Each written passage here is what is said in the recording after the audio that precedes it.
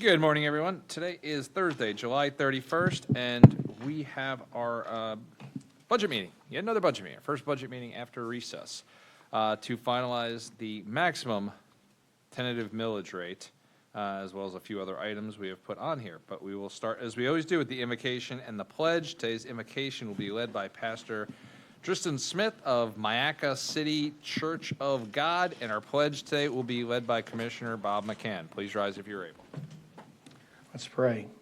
Father, today we thank you for this day. God, we thank you for the weather that we're having this morning. God, I pray that you would just help us to have a successful meeting. God, I pray that everything that's done here today, Lord, whether decisions or conversations, Lord, that they would all be done, God, in a spirit of good stewardship. God, that we would use the resources that you have blessed us with, God, to the greatest of our ability, God, that we might magnify your kingdom. Lord, I pray, God, that you'd touch this county.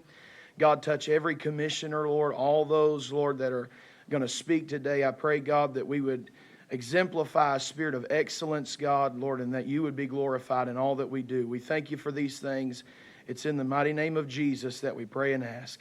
Amen. Amen.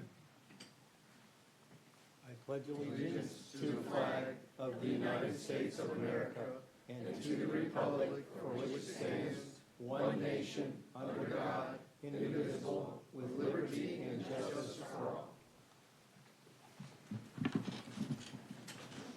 Thank you. And with that, I will turn it over to our CFO, Sheila McLean. Good morning, Commissioners, County Administrator, County Attorney, Sheila McLean, CFO. I am here today to present the FY26 proposed budget for Manatee County.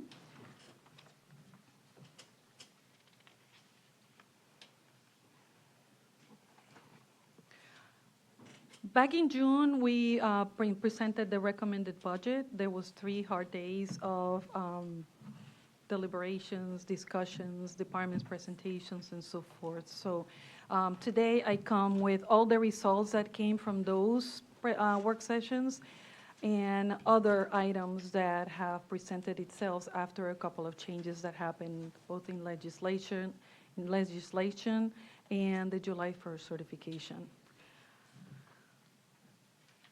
The FY26 proposed budget is a total net budget of $1.4 billion. This one relates to all the levels of services that are provided to the Manatee County externally. And the gross budget is a $2.5 billion. This one is all the levels, including of all the internal services and transfers that occur. So it encompasses the entirety of our budget. Our capital improvement plan is $2.3 billion. This one is for all the 5 years of the plan. And the investment in 2026 in the proposed plan is $509 million. Total projects in the plan at 800 projects from the recommended. It went down from 816. And this from the net budget constitutes 37% the investment that we're going to be making in fiscal year 26. The CIP was made and was after discussions with commissioners, after evaluation of projects and so forth. It was made to be the right size CIP for the county to meet the strategies and all the needs of the board and the citizens of Manatee County, with accounting for less debt and more use of our own resources. On July 1st, the property appraiser came with their final certification of the assessed values for the property taxes. And what did that do to the county was, from the recommended, I presented a 10% increase on both the county-wide and the unincorporated millages. But what it came down to me was, instead of a 10% growth from last year, it's a 7.09% and a 9.15%. This truly has been unprecedented for Manatee County, and I'm sure for other counties as well, to see a reduction beyond what the initial estimate from the property appraiser had been. So their original was less at July 1st certification than what it would really estimate it. But what did that cost to the property taxes in the proposed budget was a reduction of $15 million of property taxes, which 70% of that is all in the general fund. The impact of the general fund was $11.3 million. On the other property tax-supported funds, they were able to take that impact because they have smaller millages, and their budgets are significantly lower. And of course, being the general fund, the chief operating fund is the one that has the highest millage of all the countywide operating millages. So, talking a little bit about what that is reflective in the changes. So, like I said, the gross budget from the recommended was an increase in the proposed of $6.7 million, and in the net budget, it was an increase of $8.9 million. All these changes, so we have looked at, and I will be discussing about that. On the operating budget, we did significant increases in the budget to mitigate certain impacts that we'll be discussing shortly. But this is mostly attributed on the capital improvement plan. There was some reestimates of values on the project, and there was other projects that were reassessed in estimate during board approvals in fiscal year 25 that had to be brought into the CIP for the proposed budget and so forth. The main focus of the proposed budget was to reduce budgets on those departments that were affected by the tax-supported and reduction in revenues. On the June 9th and the June 10th work sessions, the board brought some items that and gave me the approval to come back and do certain adjustments to the budget, what we call pulled items. So I have to present to you the reconciliation rather briefly. The board approved on those work sessions to reduce 9 positions out of the library to accommodate for reduction of the services to extended services. Sorry, it's not a reduction of services, it's the extended number of hours. So that brought down 9 positions in the sports and leisure. The board approved 2 positions on the government relations department, grants writer and a grants administrator. And then, of course, they brought for the clerk's office approved 3 additional positions into the budget. Those were included in this proposed budget. For a net effect, because there was more taken out than put in the budget, net effect of $82,000. In addition to that, the board also, in response to some of the Senate bills that have passed that are affecting development services, approved to bring additional 8 positions into the development services department.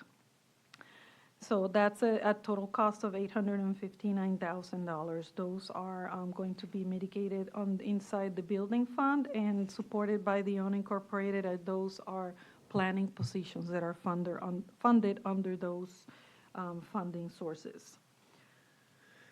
The proposed budget also has other adjustments, such as that are not here because they came later.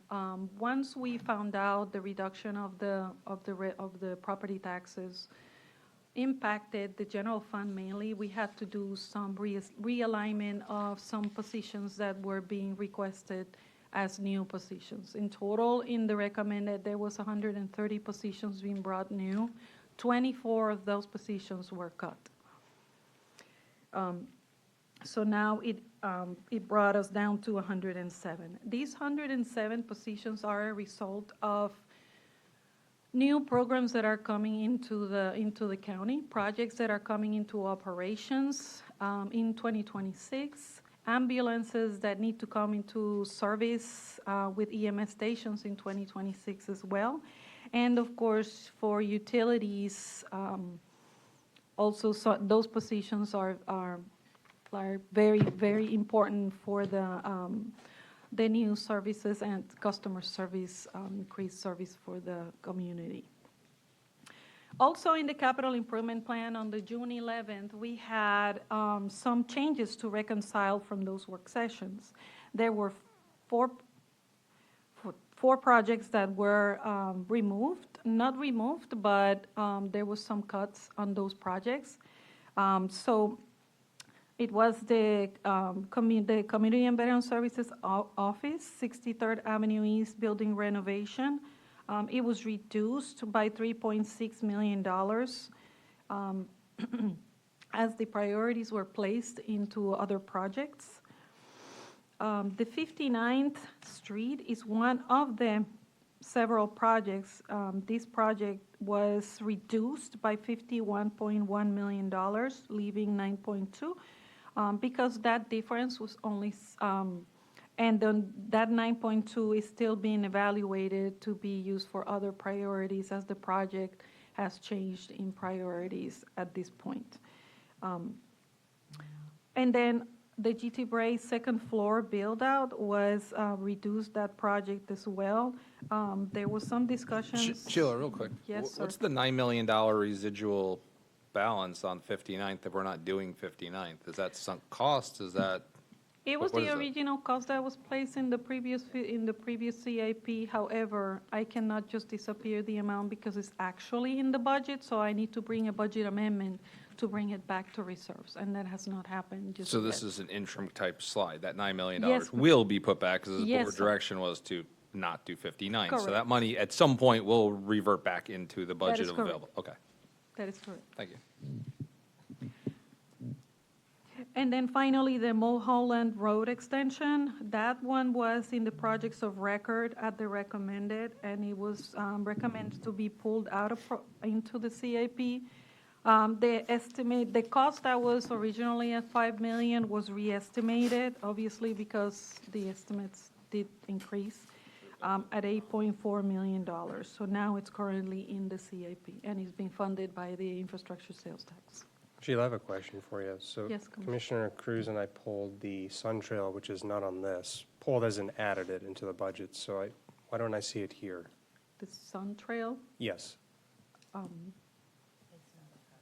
it's not a project yet, and we don't have a full vetted business case. I do remember, sorry, I had to go back into mine. We don't have a full business case, but we will be bringing it back once the department is ready with a full cost assessment. Well, we have the cost It's an assessment adjustment. from the MPO. At least it's more than an estimate. It's fairly well thought out budget estimate, I would say. So that was 19 and a half. I brought it in, it was seconded, and these are items we're discussing that are quote-unquote pulled, not the greatest term, but there's some additions here, and Suntrail should be part of that since at least two of us agreed to bring that in. There's a work session coming up that all those trails will be kind of like honed in. At that point, we can amend the budget to bring all those with the full plan. I do apologize, we didn't have it as part of the pulled items. Okay, as long as we can bring it back. That's all I got. Also, you had mentioned the GT Bray second floor build-out has some further work to be done, so we will revisit those as well. Okay, thank you. Yes, definitely. As a result of these changes in the pulled items, we had to fund some items with the infrastructure sales tax, and as part of our requirement as per resolution, every time we change, add, or remove from the project and equipment list in the IST, we have to bring a public hearing. So I have to formally kind of like utilize this meeting to bring those as changes as a meeting. So those was adding 3 projects, the Mulholland Road, obviously, the Musgrave Property EMS combined substation. It was an adjustment into the budget of $6.5 million as well, as part of all the adjustments that were made in the CIP. And then the Premier Sports Campus Irrigation Project at $2.8 million into the IST.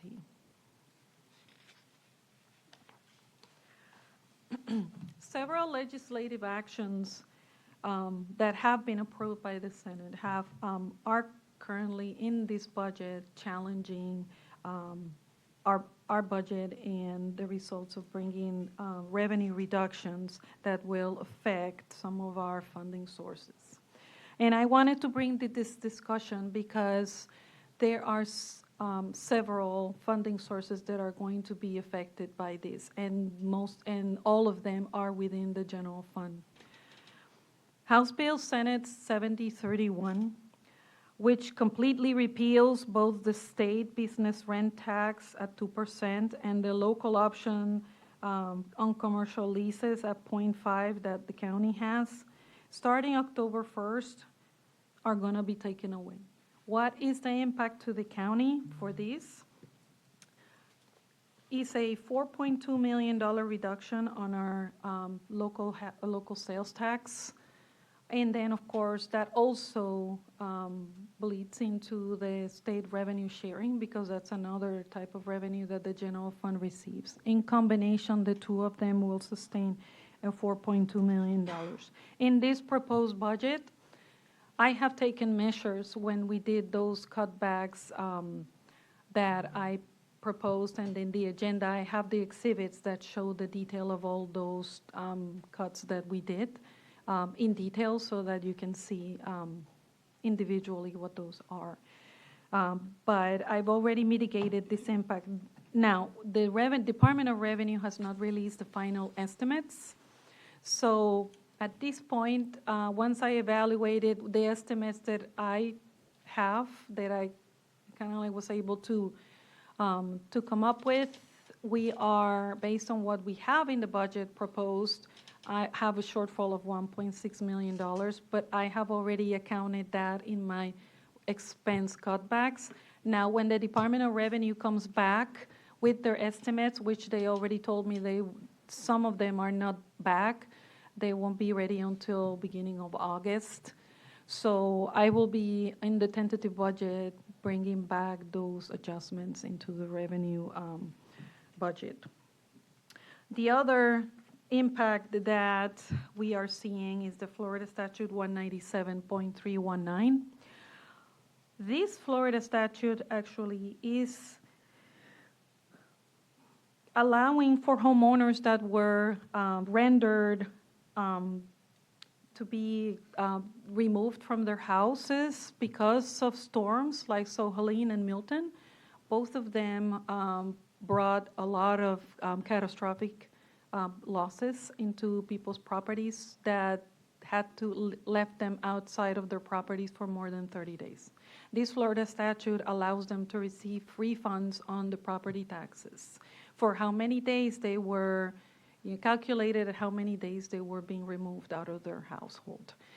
In fiscal year 25, Manatee County has already received has given back 6,000 refunds at a rate of $6.8 million, which we share with the school board, that loss. So the impact to the county would be $3.4 million. In 26, we also are going to see this impact of these refunds. Obviously, it may be at a lesser rate because not all the citizens may be displaced, but it'll be prorated on how many days they are. So they will also be receiving. The tax collector also told me that beyond the 6,000, there's more coming. Question. Do we have any numbers that support that assessment, that it's not going to be to this extent? I find that hard to believe that that's factually 100% guaranteed, because here's the thing. Yes, there may be less properties because homes have gotten repaired and people have moved back in, so you may have a smaller number of people requesting the refunds. But last year, the major storms didn't hit till like October. So at most, they would have only been displaced by 75, 90 days, whereas there could be people now in July going into August that are still displaced. Mm-hmm. So the amount of, it may be less people, but the amount of the refund could be substantially larger. So I wouldn't go under some assumption that this number is inherently going to be smaller in 2026. Well, I didn't say maybe much smaller. I said maybe smaller, maybe, but it may not be larger than what we have, because this year is when, well, yeah, could be, because the amount of days would be larger. So if they're displaced the entire year rather than fiscal year 25, they were displaced. Okay. I'm just saying, let's underestimate our so budget. Yeah. So accounting for some kind of adjustment in the budget and taking into consideration that we are. So I'm adjusting by the same amount, hoping for the best, but acting for the worst. So, or the other way around, hoping for the best and accounting for the worst. So with that said, what is both of these legislative actions?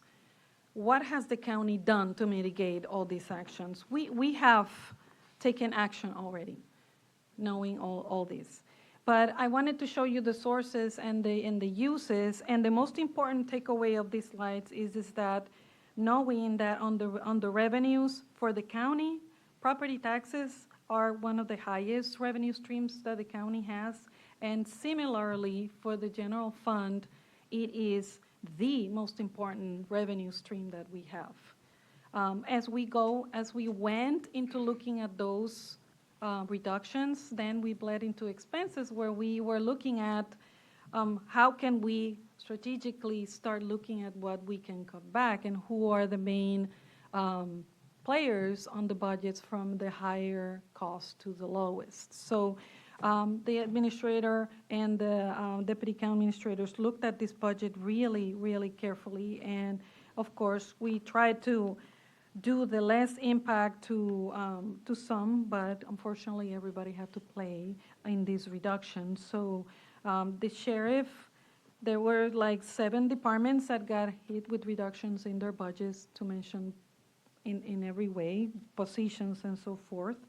And then, of course, we had to look at the sheriff because he's one of the largest in the general fund. And then, of course, we proposed that the clerk as well be reduced by the 3%. We're not asking to cut their budget. We're asking to ask them to reduce their ask towards increase of their budget in 2026.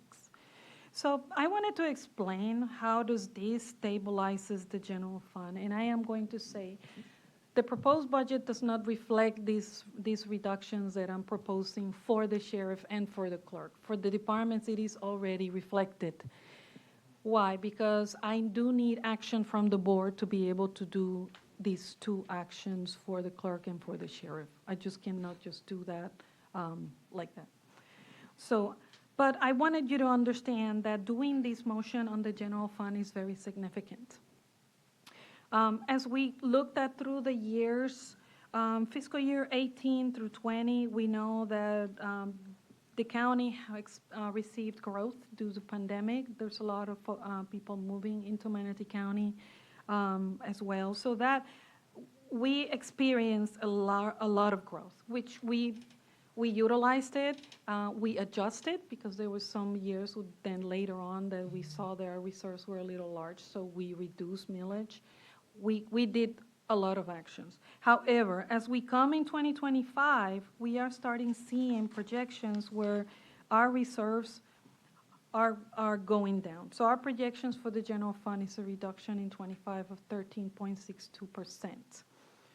Okay, so then in the proposed budget, it's a 24% reduction.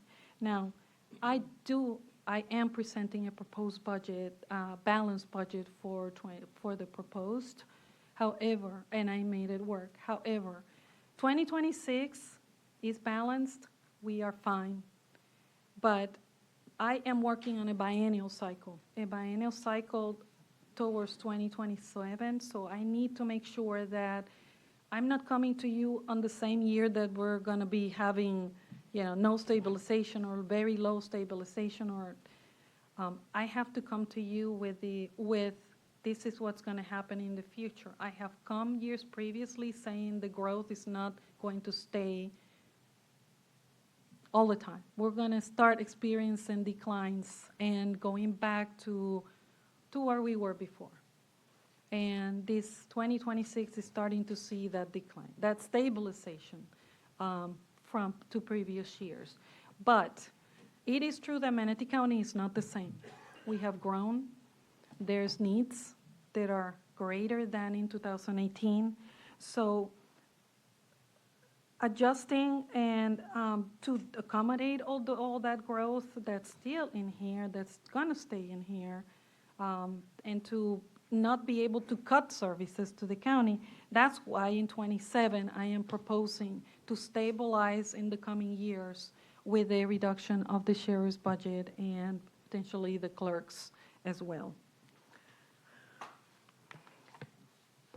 With that said, I've already spoken about all the challenges, with a reduction of the property taxes in the general fund of $11.8 million, with a reduction from the impact on 7031 House Bill at 4.2, with a reduction on those refunds, which those are not as recurring as the other ones are. It's $3.4 million that are not coming into the general fund mainly. I recommend the action to take is into the reduction of the sheriff's budget by 3% or the equivalent of $8 million. I have here the sheriff and the clerk of the court if they wish to come and talk to the board about their needs. So with that said, Ms. Coloniso or Sheriff Wells.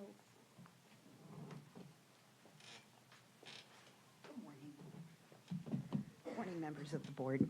I've been listening, but I'm not sure. So is there going to be an addition of the budget we asked for, and then next year you want us to cut? Is that? The action is to remove it towards the tentative budget. I'm waiting for the action from the board to give me direction on what is going to happen. Okay. Well, I appreciate your consideration. Again, I've been underfunded for 4 years now. We've not received anything when we asked. The population growth has been 42% in 10 years. The clerk, the FTE to growth per capita is down 20.3%, and that's less than the per capita of the population. And again, we've got the finance portion. So if you have growth, we have growth with all your transactions and everything. And I'd like to ask once again that you consider we're less than 1% of your budget. Sure. We received this information, and when I had my briefing, I'm one of 7, but I specifically said not to touch your budget. So it was disheartening when it was still in here, because I used the same argument. You dealt with a contentious board that prohibited you from growing the way you needed to grow for years past. You would ask for 4 people, and you got 2. You would ask for 2 people, to get 0. This was finally a year for a very reasonable request of some catch-up. I still don't think you're being caught up, but something. I specifically said not to touch your budget. So if there's a motion from the board, I'm not going to support cutting your budget. I think we can find $300,000 someplace else. We can hire one person around here and end up with $300,000. But I did make that request. That Thank you. we don't touch yours. Thank you. Go ahead. I don't have this open, so. Okay. Oh, So Sorry. Amanda's on. Go ahead. I am loath to touch the clerk's budget because of past years being less funded. So I do have a thought, and I'm sorry to just bring this up today, but I have a thought about our legislative affairs department. So it's 2 positions. We're not getting money from the state. It's not a reflection of the people in the positions. I think they're probably doing a great job, but appropriations are a zero-sum game, and we're not getting money. So those positions aren't getting us ROI right now. I think at a later date, we could revisit bringing those back, but I think that that's a way to fill at least a part of that hole without cutting the clerk. Do you want to take 2 of our positions, for lack of a better term, from government affairs? That's grant writer and grant administrator totaling 200 and, God, this number's so small. Well, it's actually not those positions. It's No? positions that haven't been considered. Oh, that haven't been considered. Yeah. So we're going to cut hypothetical positions. Well, I mean, they're not hypothetical. They're real positions that exist right now. Oh, they're just not full. No, they're full. No, they're full. Brent and Keith and Crosby. We want to fire Brent? Okay. I don't I mean, I don't know if this wanna is fi- I good don't- for a public setting. Is he here? Sorry, Crossley. And we are getting, I mean, and we are working on appropriations at the Fed level. We did get good news the other day that it looks like it's moving forward. And you have tasked us to go to Tallahassee and start communicating more often. I understand that. I have a feeling that it's not going to pay dividends.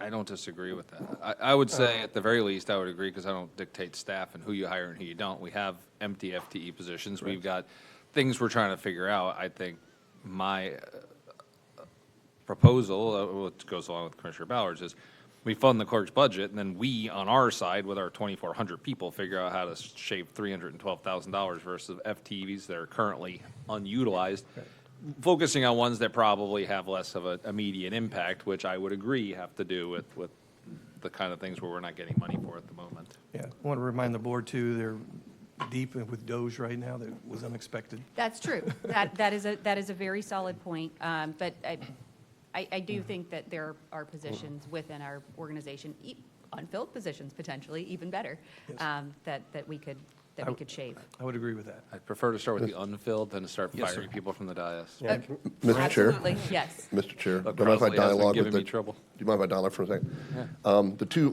positions that, for the grant writer and whatever, we can go outside the building and engage with grant writers that get paid on a performance-based grant writing process. So to Commissioner Ballard's point, I like the staff we have. I think they're doing a good job. But those two positions, we can outsource those outside the building. And like I said, they get paid on what they perform as getting our grants. So do those need to be filled? Can those positions be taken off outside the budget to help the clerk's budget get to where the clerk needs to be? Or are those two positions we need to have to get to where we need to be for grant writing? But I think we can look at other sources to fill those two positions and not to fill them in this budget. But that's a position of the board. I asked specifically when they were going to hire another grant writer for FEMA, who pays for that? And they said it didn't come out of our budget. Yeah, for FEMA, this is, It's for FEMA, that does not. that's for FEMA. This is for within the governmental affairs office be able to have, our government relations office to have a grant writer and another grant person as part of that budget that's been requested. So I was just kind of thinking outside the box and saying, okay, if we need to get the clerk, and I'm for funding the clerk's positions. I seconded the motion with the chair. But is there a way that we can get rid of those, get to the clerks, help the clerk get to her budget, but be able to still fulfill grant writing outside, what we need? Commissioners, Just let's take one step back. I like open dialogue. This is a pseudo work session, but I still have people on the board. Yeah. Commissioner Ballard still technically has the board, and then I have Commissioner Sadiq and Commissioner Bearden on the board. I want to make sure everyone has an opportunity to speak Yeah. without talking over each other. So I'm good. I think we're having a good discussion now. So go ahead, Tal. Sorry, I'm not in charge of the board. Commissioner Sadiq, go ahead. can't advocate for cutting those positions. I know things are a little bit strained with Tallahassee, but the challenge we'll face is finding good talent again. And I think we have some pretty good people in those positions, irrespective of what our perceptions of our county government are at this point. We might short sell ourselves in the long game for some short-term benefits. When I look at the when I look at the way we're doing the cuts, I kind of get the sense that the argument was to make it fair by looking at a 3% flat rate, but you can clearly see from the numbers, with the sheriff, 3% means $8 million. With the clerk, it's $312,000. That's a drop in the bucket for the county. But I think the philosophy is correct. We do need to find cuts. I just don't think we're being targeted enough with where we cut. Part of it is we just lack a strategic plan, but I think there are parts of our organization that are not sustainable. They're literally in the report, that I think we should be targeting first beyond just positions. May I add something to that? When I read that we are down negative, and we have been for 10 years, we're down negative 20% with this ask. If I asked for our needs base, which I'm trying to be very, Sure. we couldn't put everybody where we need. No, understood. I mean, to say they're 3% across the board makes sense is ignoring the fact that you came in with a budget of a 1% increase and someone else came in with a budget of 15% increase, and you both get 3%, so you end up going negative. So the 3% isn't apples to apples in this particular analysis. Plus, I have 5 other constitutional officers not here if we were just trying to do it straight across the board. We are going to try to leverage AI to help with a lot of things, so.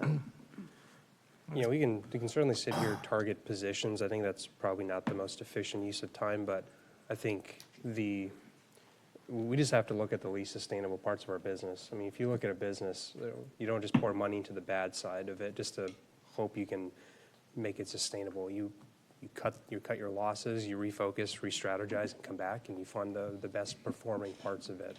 So government relations, the jury's still out. I think it's doing fairly well, but there are certain other parts that we can evaluate. So I'm in support of the budget ask. We just need to have that conversation or give the directive to look at other parts of the organization to make those cuts. I appreciate it. Commissioner Beard.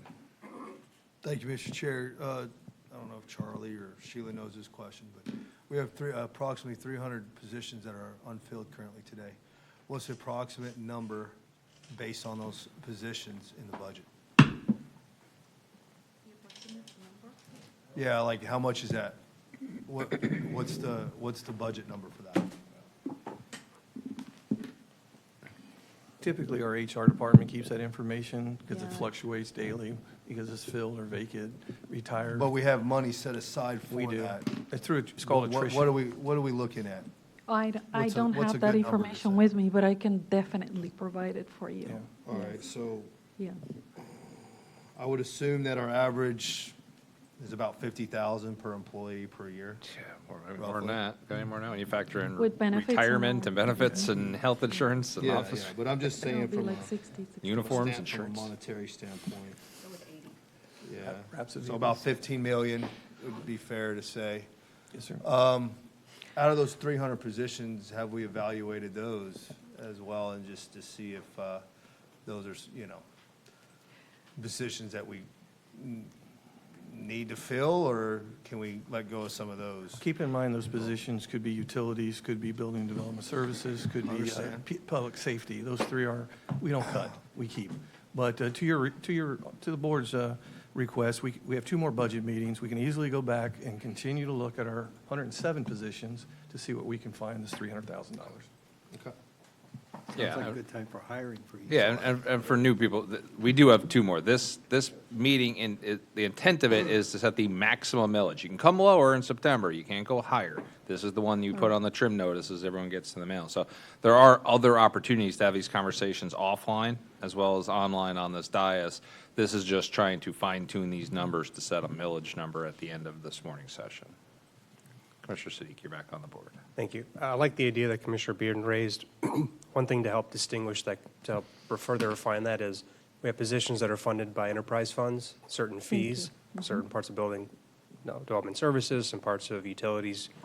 Those tend to be self-sustaining. So maybe as a refinement to that, I would say find the funds, positions that are unfilled that use general funds, not enterprise funds or other fees that we charge, just to help give you some more direction. Thank you, Commissioner Siddiq. I was just waiting my turn to say exactly what you just said. Yes, so the most impacted are the tax-supported funds. At 70%, it's the general fund. So that's where we would have to target those positions that are within it. And again, public safety carries the bigger load inside the general fund, so we can't cut those because that's basically the main need.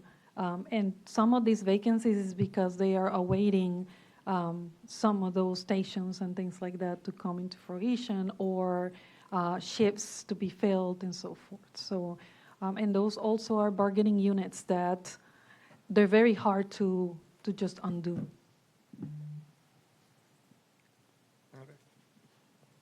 So we will certainly look at those. I also wanted to add, I mean, I haven't cut the clerk's office off of the proposed budget, so I have a balanced budget with it.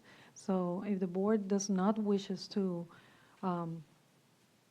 cut their budget, it stays in. I just have to then reassess in other areas.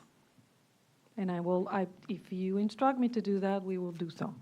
Do we need to formally instruct you, or does every single person up here saying not to cut the clerk's budget give enough indication? You just take no action. You just say there's no action to the reduction. Okay. And then- Thank All you. right, fair enough. Okay.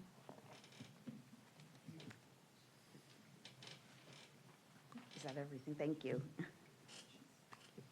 Yeah, I mean, I don't think the board's going to make action to cut your budget, so you should be good. Thank you. Thank you, Ms. Calabrese.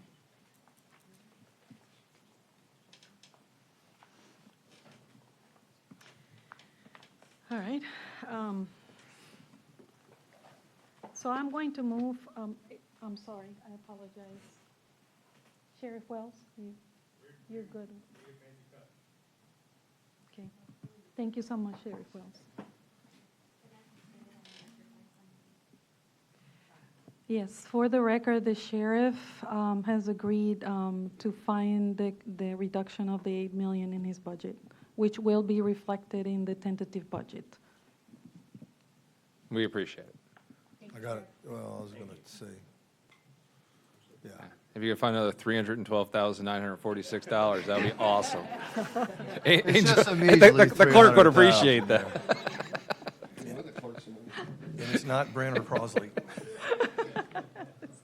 For the record. No, we do appreciate it. We have I believe, Sheriff, we have a very good relationship with MSO and yourself and your whole team and Hunter. And every year we do our best because public safety is critically important, if not, well, not even if not, it is the most important thing we do up here. And we try to honor your budgets. But, obviously as things shift from a budget standpoint, we all have to work together. And we appreciate you stepping up and coming up with the cuts we needed to help bridge this gap. So it doesn't go unnoticed by us, and I'm sure by anyone here in the public, and we'll always stand behind you as we move forward. We appreciate y'all. Thank you. Oh, Commissioner Bearden, you're on the I board. don't have anything. I was just going to tell. I'm the sorry, I sheriff didn't that- see you. That's it. Commissioner Bearden agrees. Yeah. I do. We need what? I thought, I can't make a motion. Someone want to make a motion to defund the police? I'm going to make that No, we're not. motion. Come on, speak up.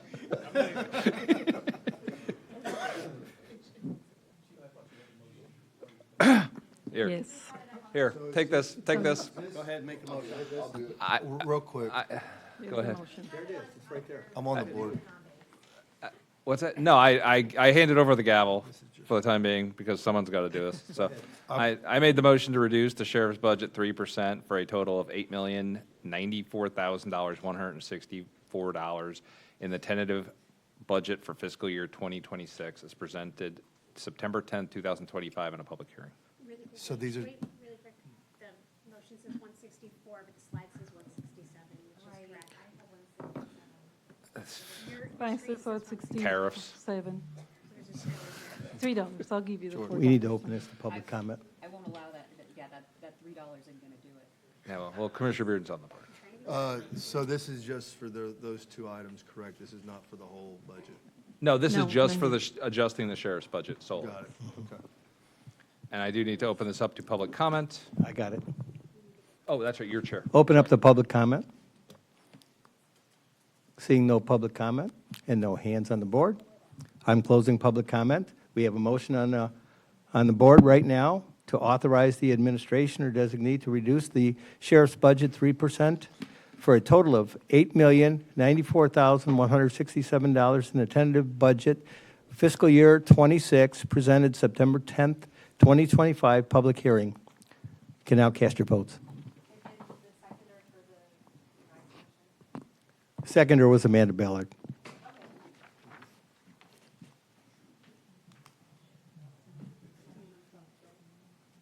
We can't see it. All in favor, say aye. Aye. Any opposed? No, I'm saying aye to the yes. Okay.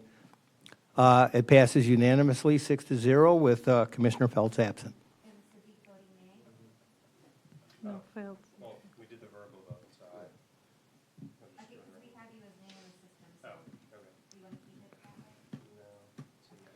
It's a yes.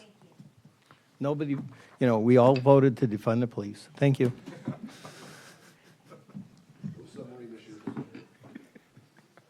We talked about an air balloon a couple of years ago. All right, moving on. Thank you, Commissioners. Who else are we cutting? Now we're on a roll. We're not cutting. First we fired Crosley, now we're cutting the I'm police. not saying. So I want to move on to another topic as we are moving on. It is the transit system.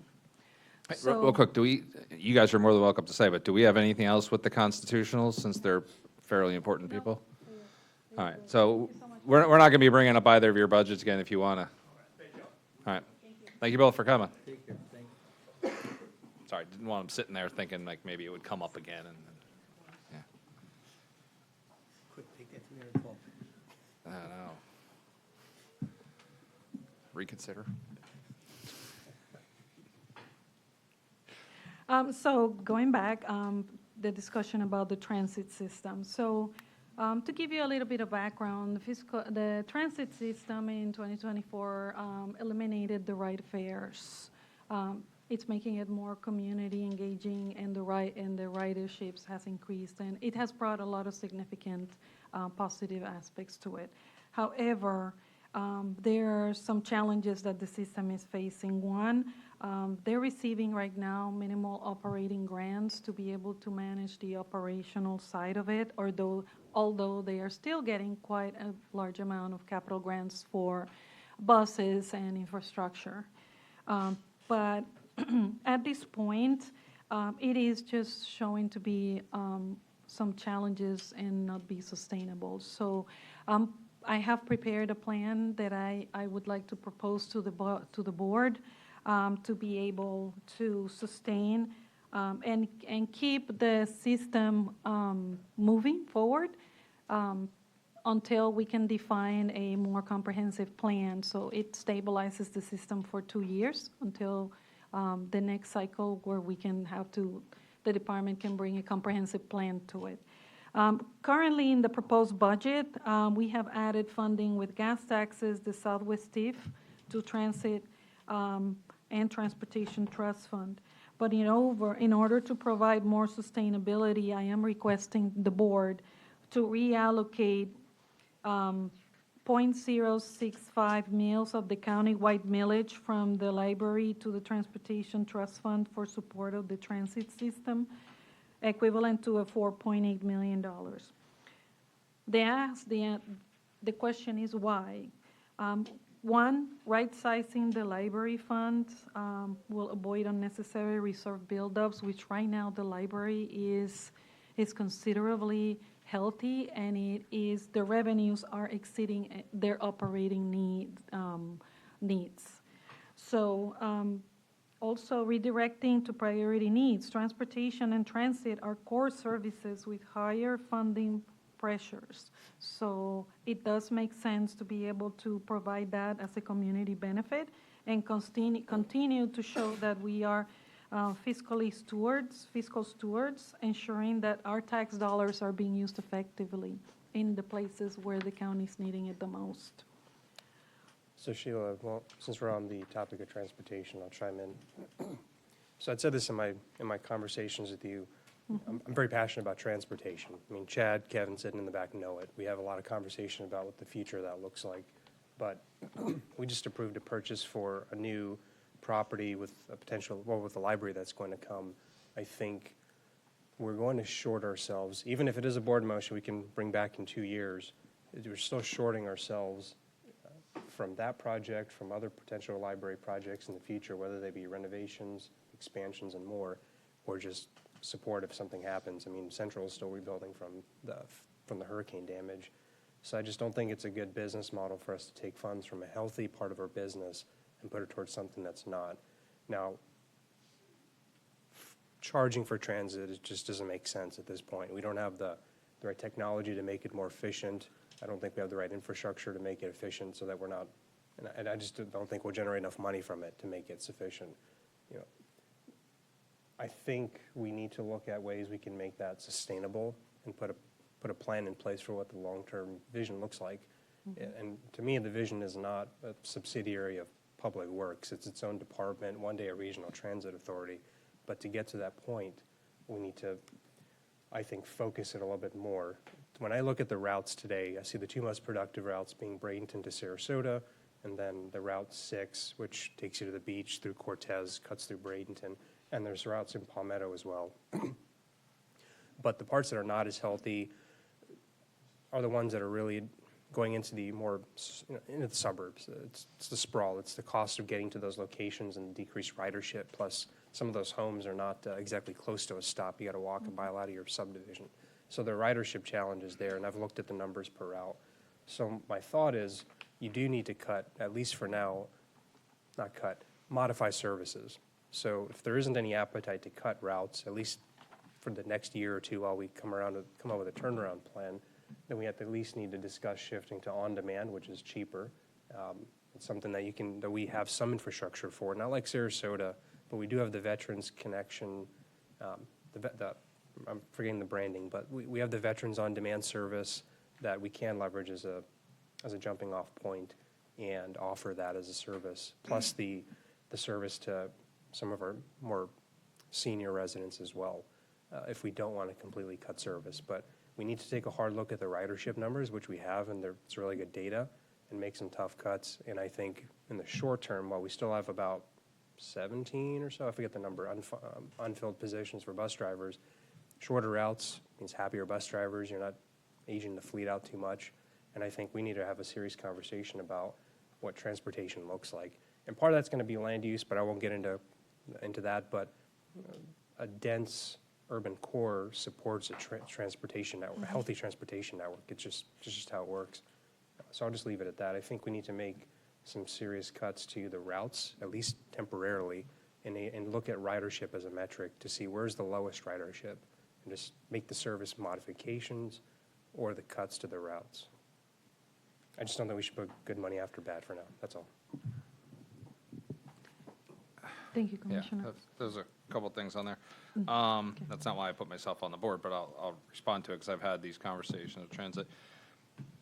I agree. I think part of the problem is we just don't, well, almost no place in the state of Florida has good last mile transportation. There's a few places like Lynx in Orlando and some of the tri-rails down in Miami that attempt it. But once you get off the bus, you're stuck. The problem is most of our bus routes are inefficient because they're too slow and nobody wants to use them because you don't want to sit around for 30 minutes or back in the day an hour for Cortez. I've had conversations, I'd much rather effectively see less routes, but faster, 15, 20-minute turnaround times on Cortez, on Manatee, on the island, on, down 99 route, and then some sort of a circular one up around Palmetto that can capture that area up there and call it a day, and then focus a little bit more on last mile, whether it's bringing in the bird kind of stuff or leveraging off of the freebie or working more on our trail systems. That's how we save our money in many ways, because a disproportionate share of the riders are using those major lines, and I understand the benefits of the other ones, but we just need to come up with alternatives, whether it be, buffered trails or it be on-demand services for people that need them who are off the lines. But I think the bigger picture or bigger question in my mind is we've had these same dedicated millages forever. To say we're going to shortchange libraries, like, libraries are massive. The library millage is 0.25. It's substantially larger than our environmental land tax. It's a big chunk of our budget. And I love libraries as much, if not more, than almost anybody up here. Oh, Commissioner Ballard excluded over there. But yeah, at some point in time, we've got money. Libraries not only have a dedicated millage, but then they have other stuff from our general funds, and they have their own impact fee. We got library money falling out all over the place. I mean, we're spending library money on purchases of mixing farms just so we can use some money from libraries because we got a pile of it. We need to be reconsidering a lot of these. We have 0.3 in parks, yet we get a lot of our grants from parks, and we have general funds for parks.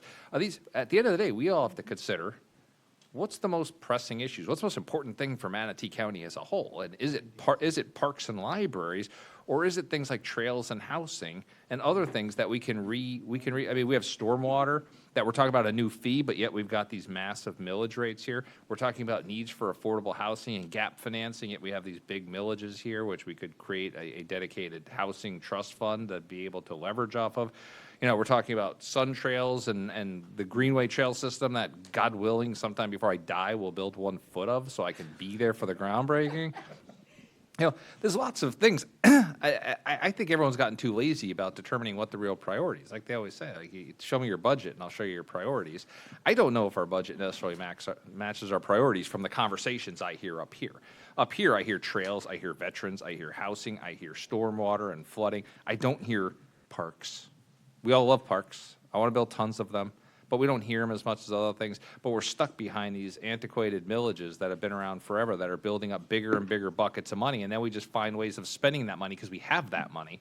You know, we don't need to spend it just because we have it. I mean, we need to readjust it to where it should be, and not just say, well, let's just build another library because we got money for it, or let's put in another park, or let's add some fancy addition of shades to a park because we've got money we have to burn.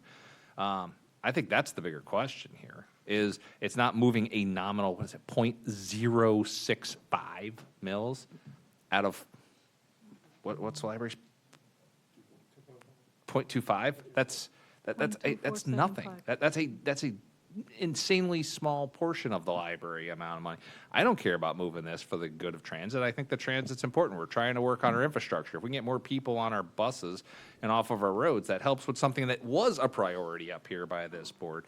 I do, to Commissioner Siddique's point, I think we need to streamline this significantly and make the routes we have much, much better, because then it'll be much more better utilized. But I don't mind this shift. You and I talked about it, and I support both transit and libraries. I think we do need to make a shift because we have to make transit more efficient today, but I think we need to make it more efficient with our routes and our systems in place as well. But I think we need to revisit some of these big millage numbers here, because I think they're not focused where we should be focusing it. Commissioner Beard. Thank you, Mr. Chair. I think that there's going to be a certain amount of people that are going to ride the buses. I think that's, even with an increase in population, that is not going to increase significantly. That being said, I had conversations with Mr. Bishop and Sheila as well in regards to looking at what it costs us to maintain a bus, right? And just focusing on those specific routes, right, instead of doing it all over the county, and then looking at, you know, the free riders or the other ridership like Uber or whatever it might be, because obviously I think that's where we can cut those costs. Because how much, I mean, what's our turnover rate just in bus drivers alone, and how much is that costing us, as well as how much is it costing us to maintain those buses, right? It could be significantly more, and that's what we need to look into and collect the information needed so that we can make the best decisions possible, and so that you guys can make the best decisions possible on what to bring up to us to see what we're going to approve on this board.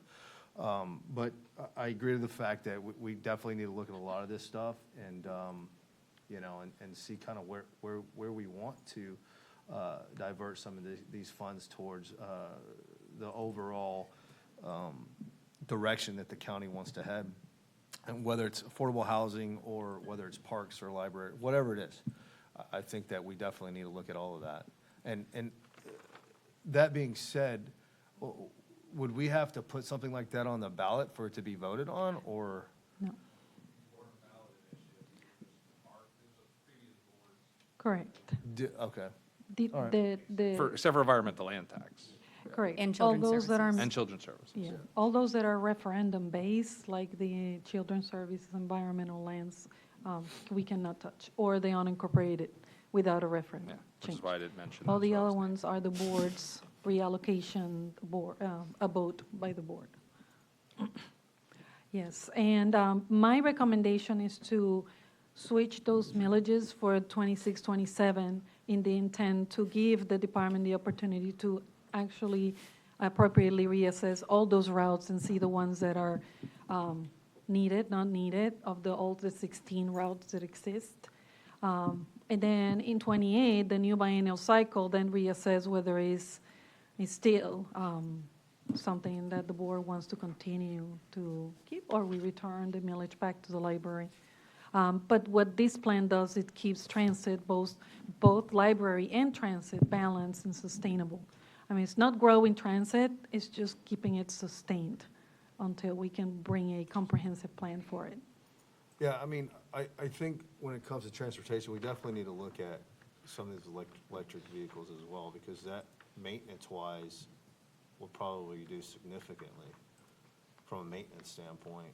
I think we've submitted for grants for those, correct? Haven't we submitted grants for electric buses? Or is that just the Yes, school who we did have that? we have some electric buses, but not all of them are electric. Here's a quick thought I had. So, but it starts with a question. Why .065? Why that number for the millage? Well, one, I do not want to strip the library fund to the extent of stripping it entirely. Sure. And with the funding sources that we were able to, based on the routes that the transit system has, we were able to balance out other funding sources like gas taxes and the Southwest TIF to kind of like balance out. That way, it does not stress the library, which right now is looking like for 25, it's increasing at 35%, and in the other years, 24% increase in the reserves. So it is not stripping the library, it's more balancing out between the funding sources that we are proposing with this final adjustment of the library millage. So it's to make it balanced and sustainable, not to make it exceeding the resource beyond what they need.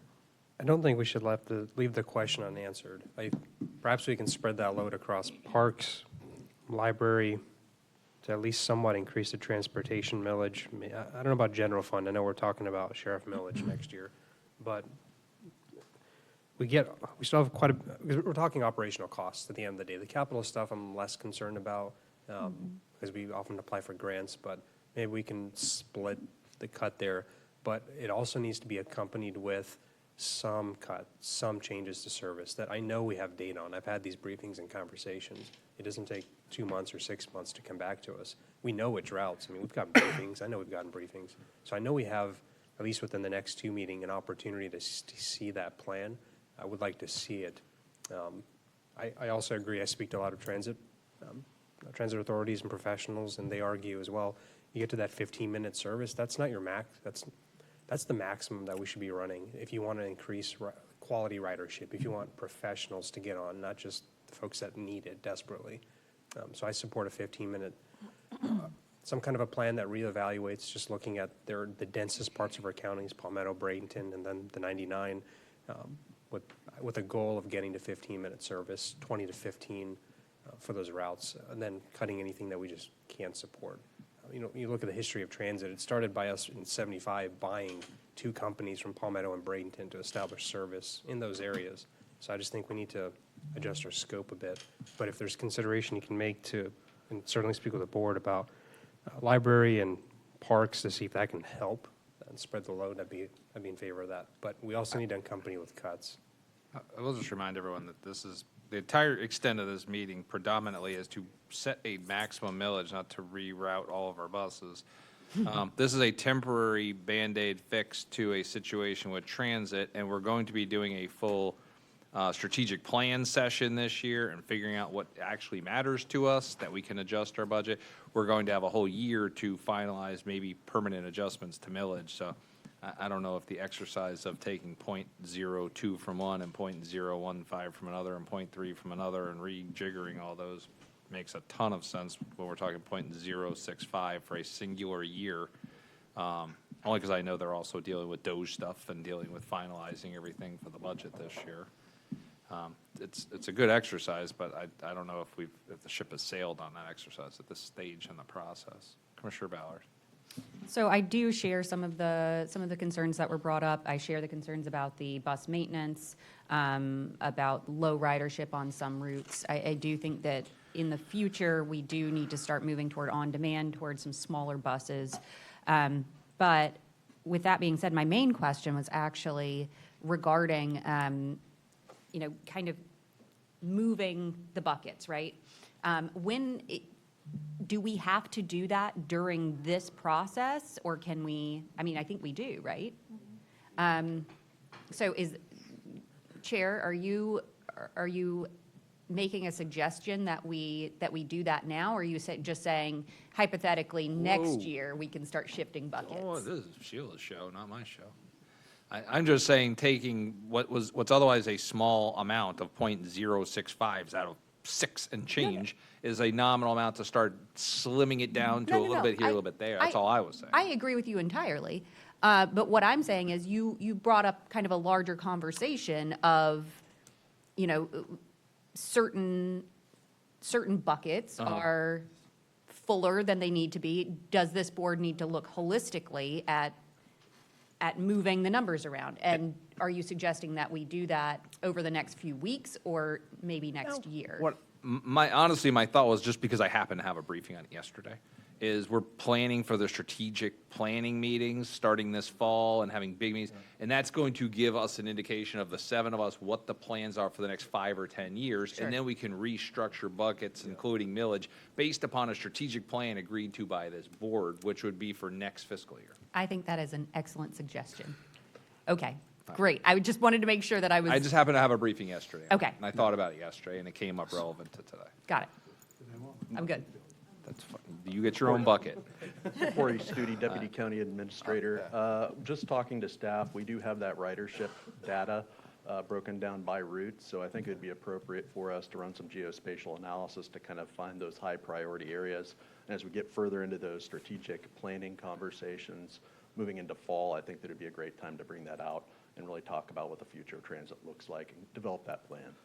Yeah, and that could be a standalone. You can do briefings. Because I've already had this brief, because we talked about trimming some of them down for the short term because of these budgets. This is before you got here. But we did. But everyone should have that briefing, and then we should have that as an agenda item to discuss. Is there a way, either temporarily or more permanently, to readjust how our transit's operating from a route standpoint, an on-demand standpoint, and a last mile standpoint? Yeah, let's add some more workshops. Well, I mean, it can go along with a trail workshop because they're related. Yeah. We can just have a workshop for all things not in cars. And I'll have a Commissioner Bearden on the board. Thank you, Mr. Chair. No, I think the main thing is that when we talk about vision, obviously, that's going to give us a better idea on how much how many parks do we want in this area? How many, and that's going to be that deeper conversation that we're going to have, and that's going to give us a better number on how much we're going to be able to divert, for certain specific things that we want within this county based on the population growth and the areas where we want to grow. So, I mean, this is like a conversation that's going to dictate the next 30 years, Do we want 5 parks, and how much is that going to cost us, and how much do we want to put aside for that, in the next 30 years, so. Agreed. All right, those will be fun. Okay. Is there a motion required to do this? Do we need a motion to move this millage? So, yes, but I want to leave that third action because once we certify the tentative millage, you can vote on the one with the new realignment or not. So this is That'll not be a the motion third. for right now. This is I a have, motion for the end. because I still have to talk about the millage, Okay. and I have other You do you, other Sheila, whatever discussions, so I would like say. to leave that to the end for the last action, if I Okay. may. So we will defer that vote till you're finished, correct? Okay, yes, sir. Go ahead. Thank you. Yes. So in the proposed budget, I wanted to show then the reserves. To finalize the proposed budget, our proposed reserves for 2026, it's a total of $875 million. Keeping in mind that it was a reduction of the reserves, but again, I mentioned that it was all due to the capital improvement plan, so reallocations. We have met the 20% cash balance best practice at 9.8%. We haven't even reached that cap of the 20%, and that is a great thing because that says that we're meeting our best practices requirement. But what is important about our reserves is to understand that we have all these number of funding sources for which the reserves are comprised of. A lot of them are restricted, a lot of them are enterprise, and they're designated for a unique use. that we cannot touch.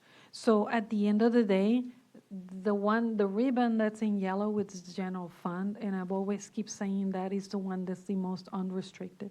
And it's the one that at a given point in time is the one that's going to save the county.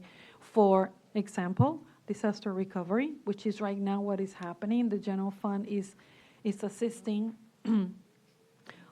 in addition to the plan that I have put forward already with the disaster recovery. So the general fund, and it's all playing out with what I just discussed with you, the reductions, everything has been factored in. We had a reduction of $1 million in the general fund, but we will be continuing to monitor that. I would like to get a discussion going on the millage in itself. Currently, in the proposed budget, there is no change in the millage. At 6.0826 of the countywide millage, I just proposed a realignment of the 0.065 from the library to the transportation for fiscal year 26, adoption of the budget. This does not represent an increase in the millage. Does not. Okay, it still remains the countywide operating millage at 6.0826. But I also wanted to talk about, and it was the request of the board, a consideration, what would happen if the board were to consider a reduction in millage? Keeping in mind that the impact will solely be to the general fund because it's the only one that can support this reduction. And we've all saw that with all those reductions in cutbacks, this would be highly difficult. But hence, I was asked to bring it. If we were to cut 0.05 mils, it's a reduction of $3.8 million and so forth. Furthermore, what does that represent for the county is significant for a homeowner savings. It would mean the average household assessed value in Manatee County today is $450,000 assessed value. A reduction in millage would imply for a citizen at 0.05, a $22.50 reduction savings in their taxes. That does not mean that it's going to be less, because of course remember millage is it's a factor of assessed value, and so if their assessed value increases and the millage decreases, it is just a reduction of they could potentially would have paid, just doesn't mean so. Same thing if we were to do the 0.10, it's a $45 reduction to savings to their property taxes and so forth. Just wanted to bring that as to the board. At this point, I would like to bring the action if the board doesn't wish to have any more conversations about this, about the millage. My next step would be to take action number 3 on certifying the millage, the tentative millage.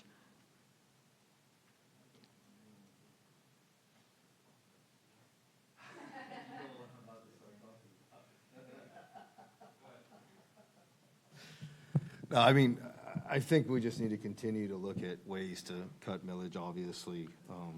Whatever we decide as a board, I think it's necessary. I know we can continually show the county that we can make things happen and continually cut taxes, but that's just where I'm at with it.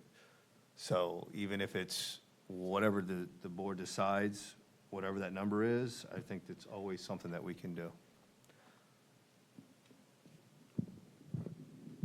I won't be supporting a change to any of the millage designations for now. I seriously think we need to have a plan before we start adjusting numbers. So that's just where I sit with that for now.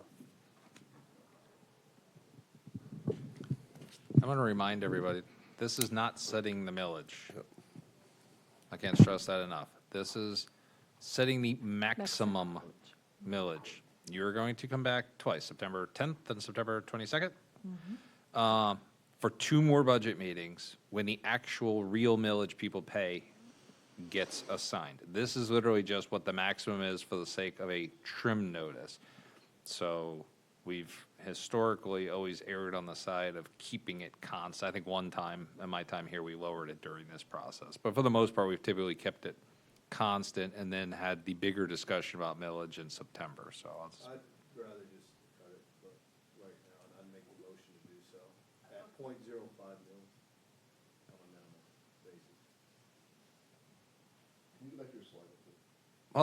Hold on. Are you saying that as a conversation piece, or are you saying that as a No, motion? I mean, I think that it's necessary that we go ahead and do this now. That way they can prepare for what they need to prepare for. Oh, no, based off the cut. you have every right to say or do whatever you want. I'm just Yeah. asking, are you saying that as a conversation piece or as a motion? Because Both. Commissioner, I mean, Commissioner both. Ron started talking, I want Yeah, no, both. I mean, I want to make the motion to cut to point, at a minimum of .05 mils, and if somebody wants to do it higher, I will support that as well. I'll second it for discussion. All right, we have a motion by Commissioner Bearden to cut the tentative millage by .05, and that motion was seconded for discussion by Commissioner Ballard. We are now discussing the motion on the floor relative to the adjustment in taxes. I do have a question. No one's on the board, so I'll put myself on. You showed the average assessed value. Do we have the median assessed value? Because here's the thing, anyone who moved here within the past couple of years from up north or someplace else, bought houses for 800,000, 900,000, million, even crummy houses, their assessed value is predominantly based on their purchase price recently, but a vast majority of people in Manatee County are sitting on houses, some of which they don't even want to be in, but because their mortgage rates or otherwise, and their assessed values are substantially lower. So, me as well, I got way more space than I ever know what to do with.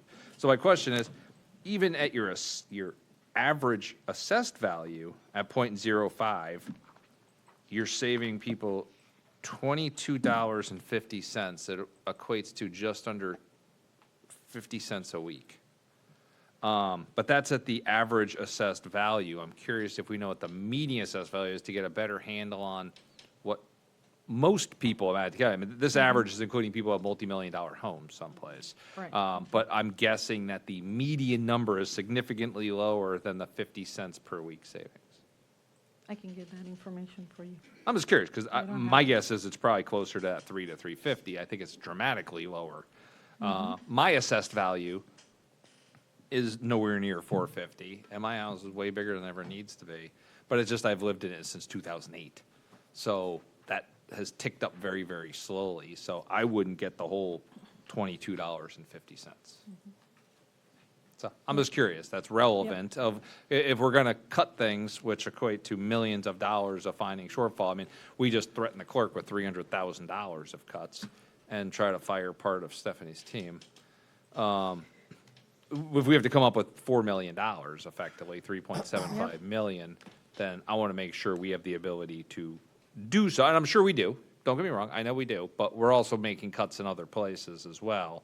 And we're having we just voted on buying something that required new FTEs, and we're having a conversation later today about a potential new department that requires new FTEs. You know, we seem to be looking for ways of spending money, so that's my only concern until we have a better handle on where that money would come from. But how much the real savings are is important. If you told me it was 50 cents a week, maybe that's important. But if it's a quarter a week, maybe people care a little bit less about the 4 to 5 cents a You know, day. may I dialogue with you a little bit? Because I think what we need to look at is how much are they saving after our last 4 cuts that we just did, which is significant. So if you add all of those up together and look at the overall, and if we continue to take an axe and just chop this tree down, then we can always continually to lower taxes. I mean, I know it may seem small right now, but over the long period of time, it could be significant. Yes, that's I don't disagree, but again, one, I like to know where the money's coming from before we do it, because we just had to find a lot of money because of this. Second, we're also having talks about trimming down the library savings, and we're having talks about wanting to expand our environmental land acquisitions. And we're talking about stormwater fees versus stormwater as a component of millage. And what are we gonna do, cut 0.05 off of everyone's millage and save everyone $22 and then charge everyone $100 in a stormwater fee like Sarasota, and they end up net negative $80. I mean, at the end of the day, your net money in your pocket's what matters at the end of the day. So there's lots of open-ended questions here, and I would want answers before I would agree to it. That's not to say come September I won't agree to it. I've made 2 of the 3 motions to cut taxes on my time on this board, but I also want to but the last time a motion was made, I voted no, because we didn't know where the money was going to come from. That's my only concern. But we could say we figured it out, but Rocky, you could say that, but the second half of the Parish Park wasn't built. Rocky Bluff expansion hasn't been done. Our transit system is inadequate in terms of the speed it is because we don't have the money for that. We haven't built a single foot, I can't stress this enough, every single meeting, of our trail system. There's lots of things we haven't done that are niceties for people that would want better things. We've got infrastructure that we're lacking. We've got canals not being built. understand. Okay. But if we cannot figure out how to cut $3 million out of a $1 billion budget, then maybe we need new people in place. I mean, I'm not saying anything about, Sheila, but that's what I'm saying. It's like, if we can't figure out how to reduce it by $3 million, then what are we doing here? I mean, we have over $1 billion budget. So, I mean, what's 3 million? I know. I just wish every year we have the same conversation, that we have 3 meetings in June, and then we wait until now, and then we're like, no, let's cut the budget. Like, this was a great conversation months ago. Months ago, we could have had, I know, but we could have this conversation. No, we didn't. At no point in time. In fact, I specifically in June said that we weren't going to cut the millage this year because I thought the property taxes were going to be That's not low. what I said. I said I wanted to cut taxes. I always will be, and everybody knows on this board that I've always said that. And Even at that point in time when we were having those All right, let's- discussions, I'm that I wanted to cut taxes again. I'm going to And start this So list. I said, be expecting that because that's what so everybody knew. It's not like they didn't know. Sheila, did you not know that I wanted to cut taxes? Of course you knew that. You mentioned. And then, So we did have that discussion. All right, I got a list of people, almost everybody. I'm going to go in order to be fair. I've got Commissioner Sadiq, Commissioner Bearden, do you still need to be on the board? Okay. So I have Commissioner Sadiq, then Commissioner Ballard, then Commissioner Ron, then Commissioner McCann. So Commissioner Sadiq, you are first. I'm going back to one of the very earliest slides, really more to make a point, and it says in FY '26 and '27, expenses are exceeding revenues requiring use of reserves. It seems to me, every year that tends to happen, and I've looked back at prior years' budgets before I came here, there's an effort to cut taxes, but not cut spending. And we have a lot of unfilled positions. Now that we're finally starting strategic plan conversations, I think that'll be very helpful, but there's a lot, I concur with the chairman, there's a lot more data that needs to be presented before we discuss a millage cut. We're considering fees for service for a few things. We're getting flamed over the garbage collection, but no one wants to talk about how much it would cost to sustain current levels of service. So there are things, there are pain points people are feeling now that will be exacerbated if we just blindly make a cut. Without evaluating what things should be moved to a fee, what things should be moved to this MSTU, do we create a new one, localize it? There's you look at the unincorporated MSTU and it's kind of a mess in my opinion because it funds a million different things, but it's meant to look at Charlotte County and theirs are fairly focused. They fund the sheriff 2/3 or 3/4 out of the unincorporated MSTU and then the rest is general funds and so on and so forth. So granted, they're a quarter of our size, but nonetheless, the philosophy is the same. I think we need more data about what's our plan to make cuts at the end of the day? Because all the conversations we've had are cuts to the increase, not actual cuts from last year's budget. And that's the important distinction to make. That's more for the board because we haven't actually talked about real cuts. Yeah, we really haven't. Everything that's been brought up here is a cut to the increase. The sheriff's budget, nobody decreased it. We increased it by, minus $8 million, but that was an increase. So. Yeah, positive 33, thank you. So we've been increasing budgets and spending, and then we're fighting over, not fighting, but debating over smaller increases for like transit and such. But I can't support this in good faith for now because we're just not talking real cuts. If we're talking cuts, I want to go back to last year's budget and cut half those positions. I'm just throwing a number out there. I want to be more targeted. So that's all I'll say on that. Yeah, I don't know. Well, my motion's still on. So I agree with pretty much everything that Commissioner Siddiq just said. I agree with Commissioner Cruz. I think that if we're going, I said in June, if we want to make cuts, we need to be prepared to talk about it right now. And also that we need the ability to get deep into the budget and understand not just the increases that are being requested, but the budget as a whole, and that things change over time. We have, things that 10 or 15 years ago were important that maybe aren't as important now, and we don't have the ability to get into that and actually make meaningful cuts. I think that over the next year, we need the ability to get deep into the budget to actually understand those things, so that we can talk about making real cuts rather than cuts to the increase, and then we can talk about a significant potential millage cut rather than saying, okay, we're going to save people 25 or 50 cents a week. It's not 25, okay.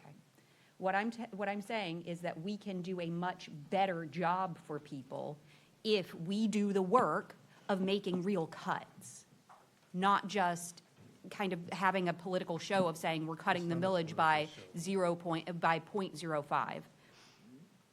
So I'm not going to be in favor of this cut.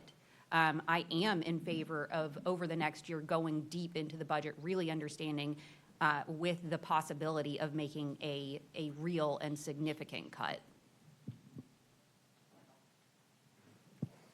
Commissioner Ron. Thank you, Mr. Chair. As much as I appreciate Commissioner Bearden's motion, I can't support it because, one, this meeting was intended to set the worst-case trim scenario for the citizens of Manatee County. I know when I look at my budget at home, I look at the worst-case scenario.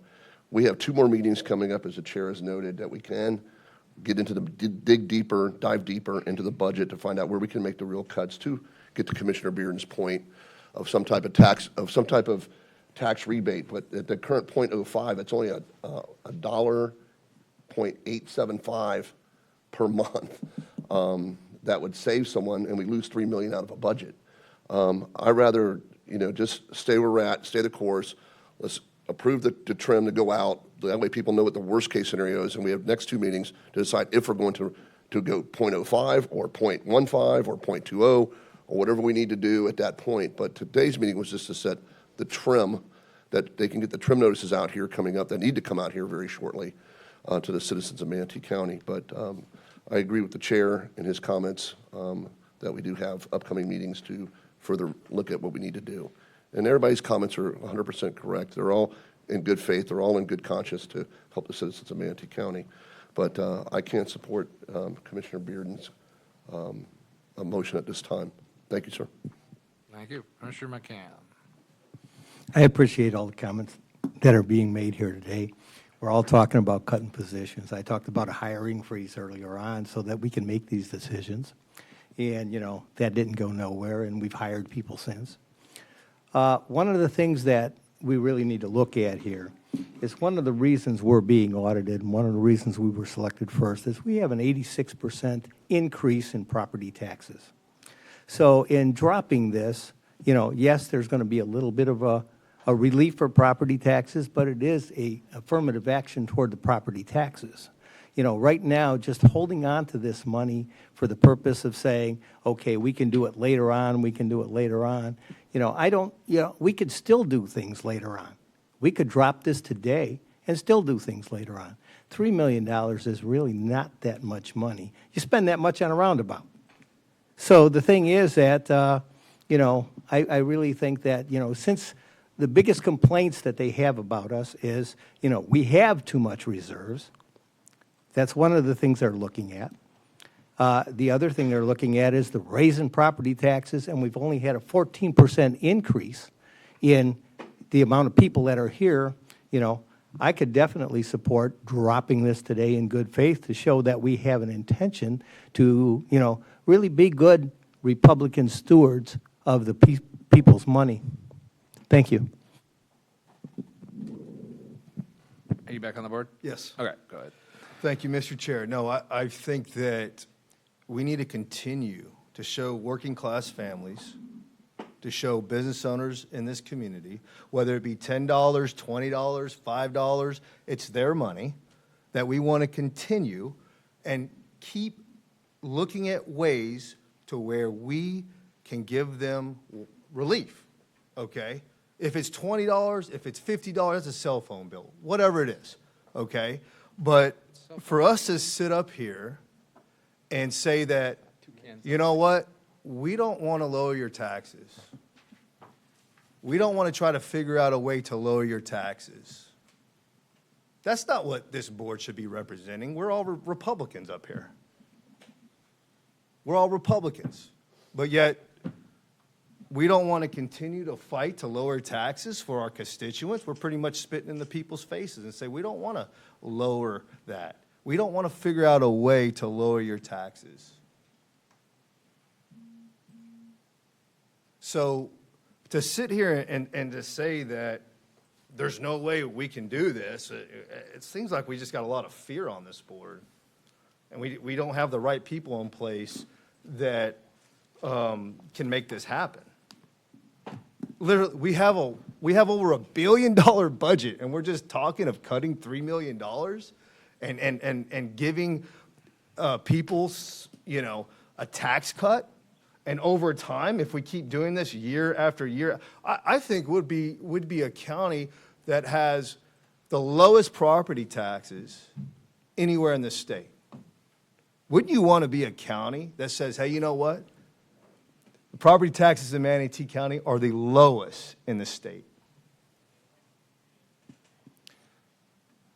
And I just disagree with, I would say the majority of this board in regards to not trying to figure out a way on how to lower taxes. This is for the constituents. This is not based on lowering our budget, like our spending. How about we just continue to help the constituents of the county and lower the taxes? So I'm hoping I get a second, and I hope that we bring this up to a vote, and I'm hoping that I get the support of the majority of this board to continue to help the constituents of Manatee County and continue to lower taxes as we promised them in our campaign speeches and everything else that we've done. And this is not a political thing. This is more of just doing what's right and figuring it out. Because we're really good at spending money. We can figure out how to spend it, but we can't figure out how to cut taxes? Guys, come on. Let's figure this out. All right. I'm on the board. Let's make sure we unpack some of this. We hear a lot about the we's. The we are going to cut taxes, as if we're the mythical tax-cutting fairies up here that have no actual responsibility in life other than to say things like cut taxes, and then we send our staff out to do the dirty work for us. And we talk about we like to spend money, but we don't like to cut taxes. But we all voted unanimously to approve Mixon's, knowing there was going to be additional FTEs associated with it.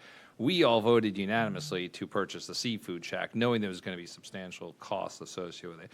We all vote on lots of nice, shiny things that look super great to the public, but then we want to talk about how we need to do tax cuts.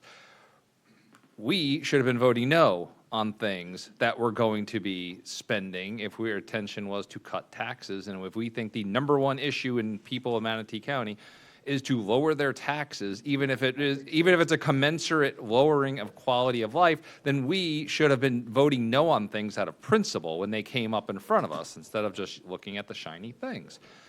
So, I think there's a disconnect between voting yes on things that people like to read about and look good, and then saying we also need to cut taxes. We all have access to Sheila. We all have access to all of the directors. We all have access to lots of things here. Anybody can sit and try to come up with ways of trimming this budget, but all we do every year is come in and say, lower the budget, and now we send staff out to do our dirty work for us. When the sheriff came in, when the other constitutionals came in, nobody said, hey, this seems like a pretty high amount here. That's a 15% increase in your budget after last year's 14% increase, when you promised last year was the one-time increase, and then you're going to stabilize. Nobody made a discussion of, hey, I intend to cut taxes, and I need to push back on you. We just said yes. Why? Because we want to say yes because it makes us look like good people and we're buying stuff for people and giving people budgets. And then we send Sheila out to do the dirty work. And we send Nicole out to figure out how to issue permits without people. We send Charlie out to manage staff that he doesn't have money to do so. We approve new departments and new DCAs, and we're having a conversation about another department later, and people are going to vote yes for that, even though there's like 6 new FTs associated with it. We spend money left and right, but then we make Sheila figure out how to like nickel and dime things to save a couple of bucks. And you say we want to, everyone, wouldn't we be proud to be the lowest taxes? No. No, why? Because there's like 20-something counties in the state of Florida that are economically constrained counties that basically have to go up to Tallahassee hat in hand to cover the basic cost of their utilities and their budget because they're too poor to be able to pay their own bills.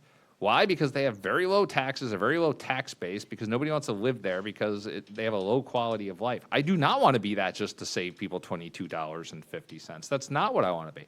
I want to have the proper amount. I want to provide more quality of life than the cost of living, and that doesn't mean the cost of living is zero. It means that I'm using their money wisely, regardless of what that dollar amount is. Seminole County is all Republican, conservative board. They want to cut taxes. Some of them were Republicans up in Tallahassee before becoming county commissioners. Last week, they increased their millage by like 11 or 12%. Why? Because they kept cutting their millage over and over and over again, because that's what good Republicans do. And then they said, oh crap, we can't afford to pay our bills. And they just had to jack their millage up in the middle of Doge season, pretty substantially. Why? Because they overdid it, and they didn't consider how the budget was going to be affected. Tallahassee is looking to increase homestead exemptions. Tallahassee has indexed the current homestead exemption. Our tax base is not going to be going up and up and up like it has been in years past. It's going to be going down and down and down. And we do not want to be in a position that we overdo it in light of what's going to be happening up at the state level, because nobody on this board is going to ever vote to increase taxes like Seminole County had to do, like City of Sarasota just had to do, like Holmes Beach just had to do. People are starting to increase taxes because of the economic headwinds. Nobody up here is ever going to vote for an increase of taxes, so I don't want to overdo decreasing in taxes for $22 and put all of us in a bad position where we have to make, you're saying tough decisions, but there's a difference between tough decisions like let's not paint a mural and a tough decision of let's not clean out a canal and let people get flooded. And I do not want to be in that position. Commissioner Bearden. Cutting $3 million from our budget is going to put us in a bad position. Then cut it. Come back in September and show me where that money is coming from, Commissioner my Bearden. point is obviously, I don't know, maybe we're talking to different constituents. Maybe we are, because I can tell you this, everywhere I go, they're talking about how their property taxes are too high. So maybe you're talking to different constituents that I'm talking to, because that's all I hear. I'm talking to real ones. Chairman Cruz, that's all I hear. But I'm just being honest. I mean, look, if we continuously cut taxes, and we have to adjust our budget as such, then we're doing what we're supposed to be doing for the people of this county and still being able to give them the service that they have been getting.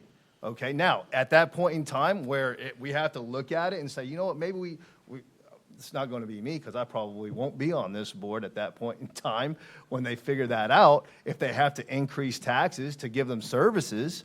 But I will tell you this, while I'm on the board, Say the quiet part out loud. while I'm on the board, hey, at that point, but look, at least we're showing the county that we're trying to reduce cost and reduce their taxes at the same time, right? Sure. When we come up to that position where we're like, oh crap, look at us, we can't pay our bills.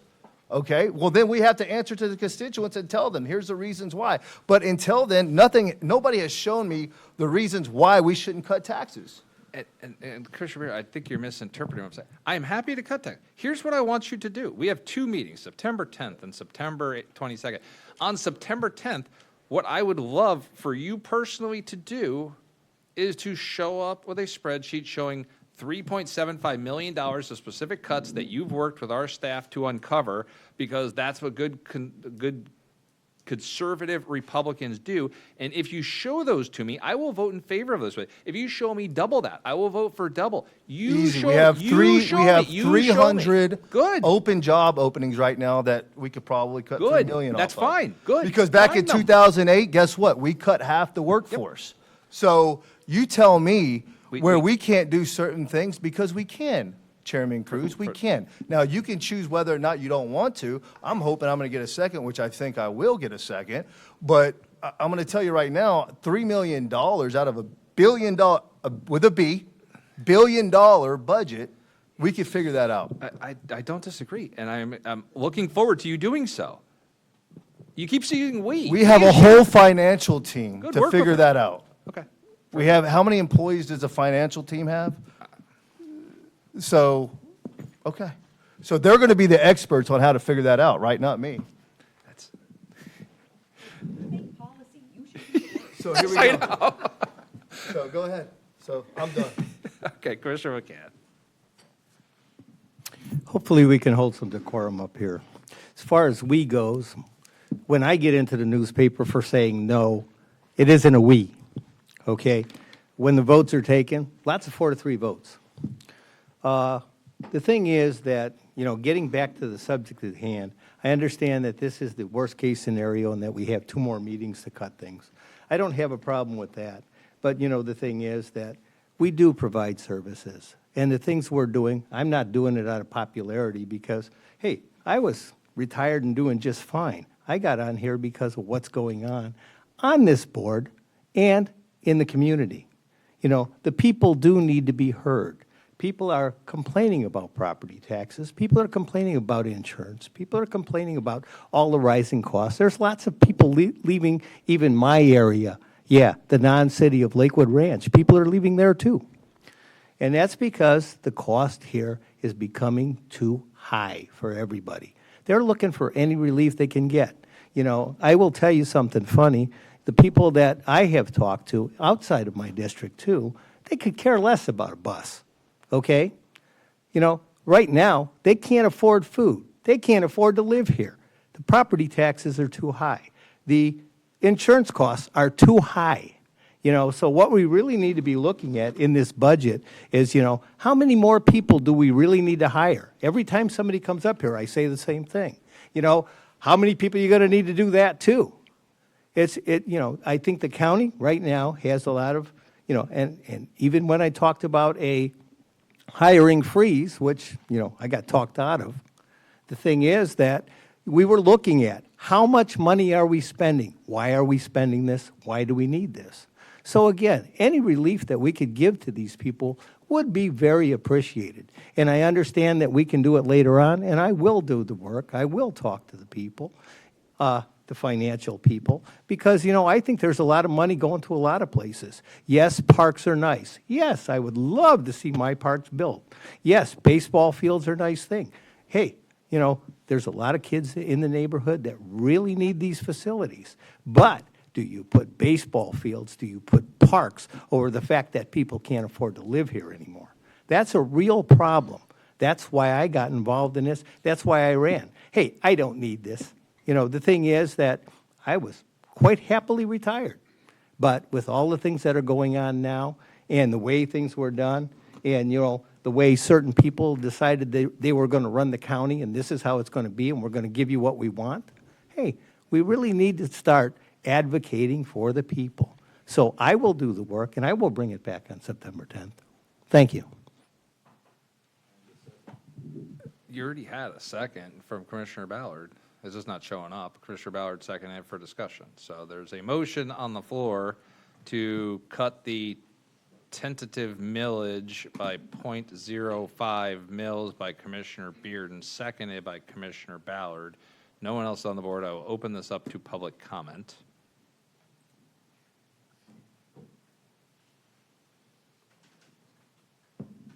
Are you taking the scenic route? Yes, sir. Okay.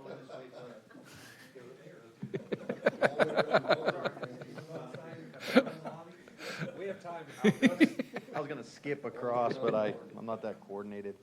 Anthony Shulo, Manatee County resident. Appreciate the conversation today and all the work the staff does on the budget. You guys are earning your paycheck for sure.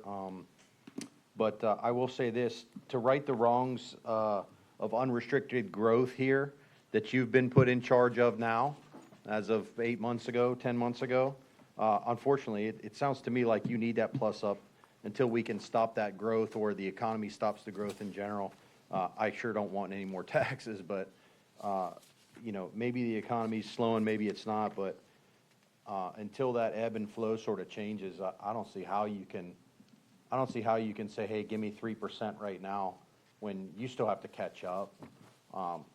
Again, I appreciate you guys making these tough choices, but as a resident and a taxpayer, if you're looking at this reasonably, you have to understand that we just have so many things that we have to catch up on. I hope you don't, make just a cut. I mean, seeing $8 million off the sheriff's budget, I mean, good on them for saving it, but, I mean, you mentioned it yourself, Commissioner Cruz, that's the primary expenditure, in my opinion. Just on Tuesday, you were talking about restrictions on kids in Bradenton because you have, all this trouble happening. Those are the folks that are going to stop that. So, I mean, I can't see how you can drop that. You can cut any at this point. Thank you. Any other public comments? Seeing none, I will close public comments. I have a motion to cut the millage by .05 mils by Commissioner Bearden, seconded by Commissioner Ballard. No one's on the board. You can cast your votes now.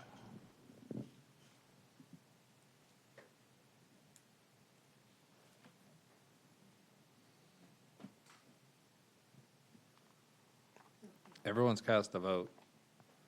And that motion fails 2-4 with Commissioners McCann and Bearden in favor, Commissioners Cruz, Ballard, Sadiq, and Ron in opposition, and Commissioner Feltz absent. I'm now entertaining any other motions associated with this millage up to it and including certifying the millage rate at its current rate by anybody who's not holding a gavel. I move to certify the millage rate as presented. Second. Yes. Go ahead. Why don't you The tell me third- what you want us to make a The motion third for? action would be one or the other. So if now I need the Oh, vote that's right, because we have the of library the thing. That's right, I realignment. forgot about that. All right. Oh, here you go. And we're just setting the maximum.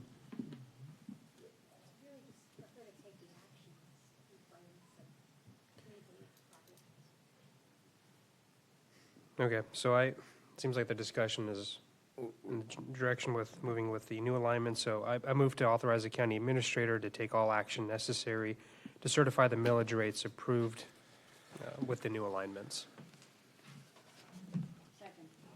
Second. Yeah, that was just clarifying the motion. So we have a motion by Commissioner Sadiq to, what he just said, authorize county administrator designated to take all actions necessary to certify millage with new alignments, which is associated with the library and transportation switch in the millage, approved herewith to the property appraiser.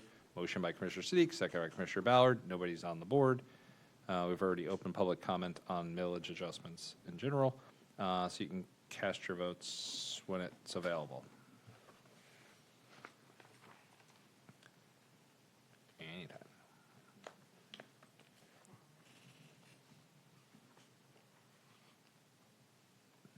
Very anticlimactic. We're waiting for it to show up.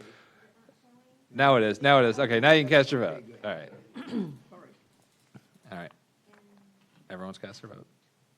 And that is approved 5-1 with Commissioner Bearden in opposition and Commissioner Feltz absent. And that is the end of this portion of the budget discussion. Again, we will have two further budget meetings on September 10th and September 22nd for hearings, at which point in time, 100% you can.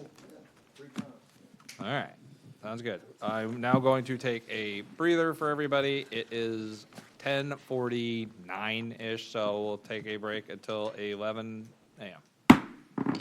Thank you.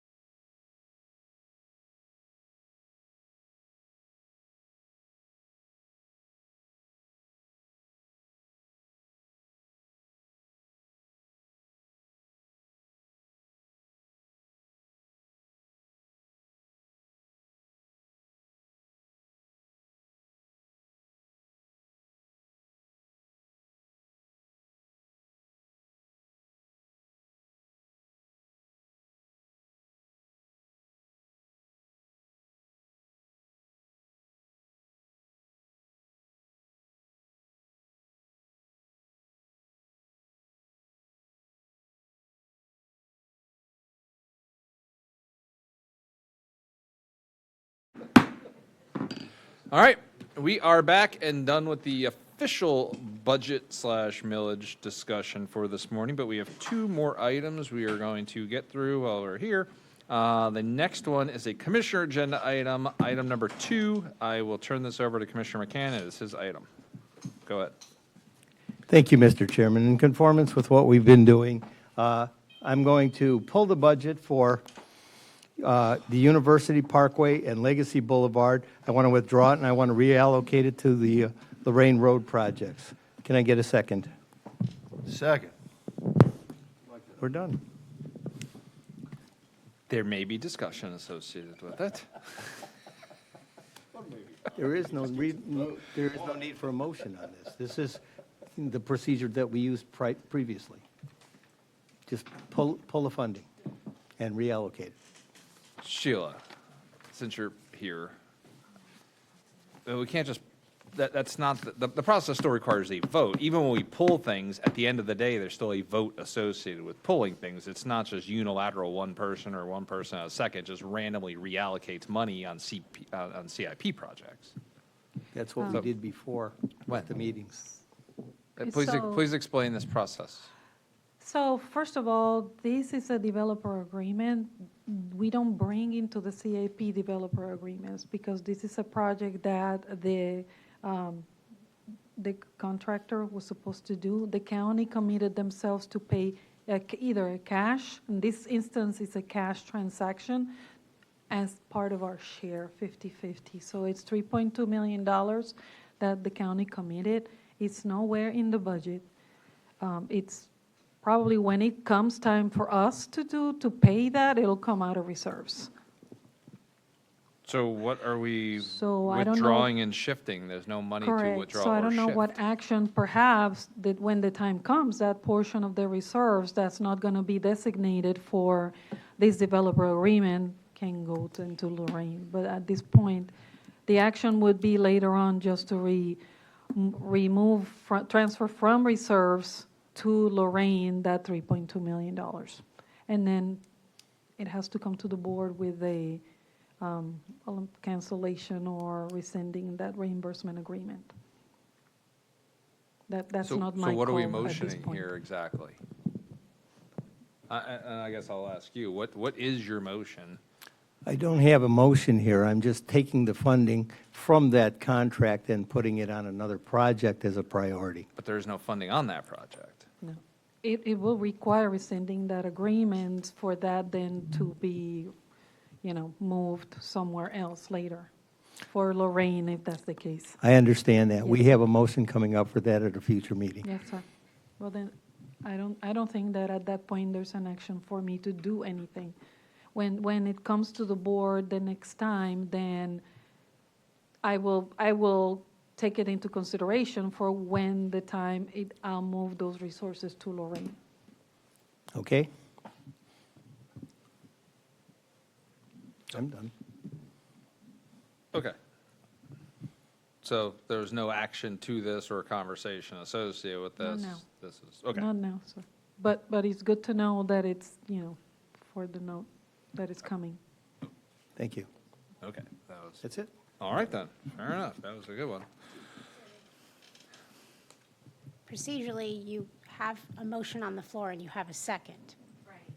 Although your staff is telling you that the motion will cause, the staff can't do anything Yeah, further so- into the motion. So is So the just motion rescind the motion withdrawn? because there's no motion to be made. I'm saying. I'm going to withdraw the motion at There you this go. time. That's who I was referring it to. Yeah. Okay. And we are done with item number 2. Hey, we're fine. Item number 3, this is Public Works. Initial discussion of establishing a standalone stormwater department. This is Brian Parnell. You are not Brian Parnell. Either one of Oh, us. and Chet. I didn't read the second. Oh, I'm half sorry. of that. Yes, okay. Before, I was Commissioner, on if I may, vacation when this first happened. You've traditionally opened things up for public comment, even though there's not necessarily a vote. Did you want to have public comment on that last item? I just want to bring it up to the board. That was literally just a conversation. So I will open up for, no, there's no reason for that. Go ahead, Jeff. I come back from a wonderful vacation, and there was a discussion, something about, a quick question was asked, what would be the consequences of establishing a standalone stormwater department, especially since Sarasota just done it.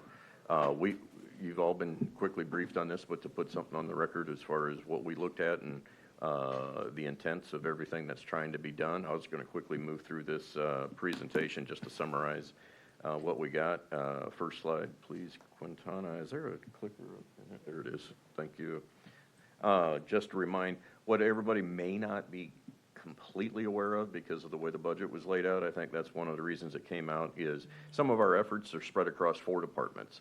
So the obvious ones, Public Works, we still have stormwater engineering, and then property management with stormwater maintenance, and then the natural resources areas takes care of the water quality aspects of it, and they also lead us in our NPDES reporting and compliance issues there.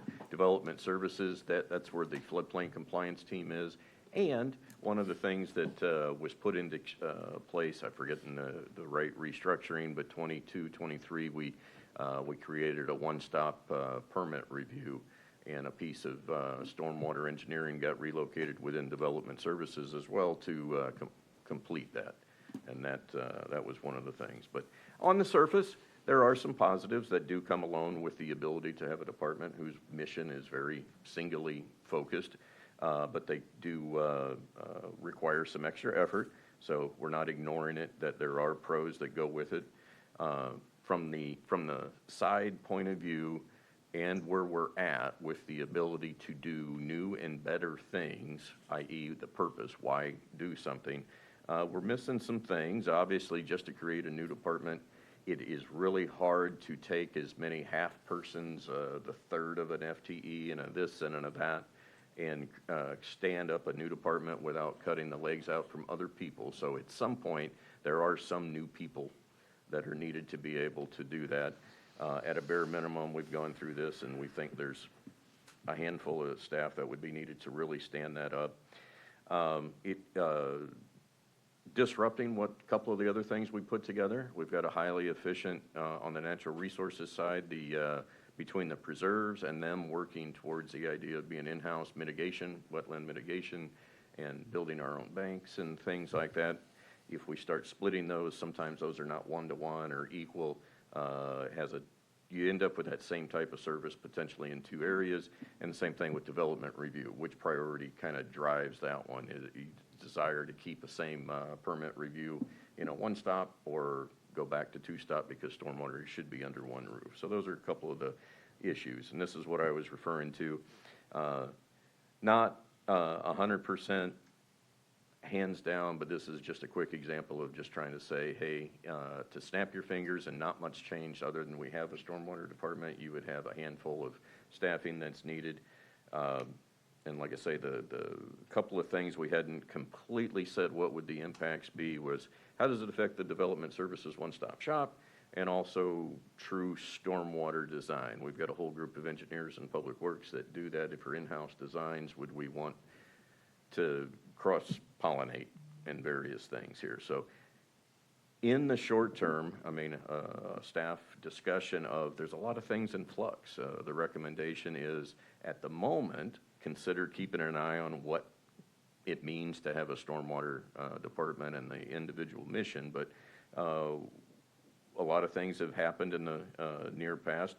A large injection of additional funds to use contractors to help catch up from storms, and also get to some areas that had traditionally not been areas that were accepted as maintenance.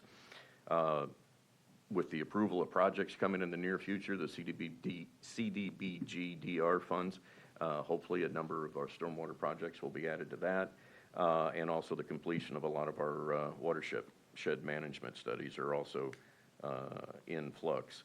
So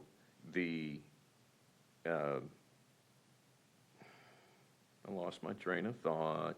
The issues of what we're trying to say within the additional effort, letting the contractors, while a lot of the encumbered money for that $9.5 million has been provided to contractors, a lot of that work hasn't been realized yet. It's still out there, and they're still working towards it to see what is the next thing, what is where we're at.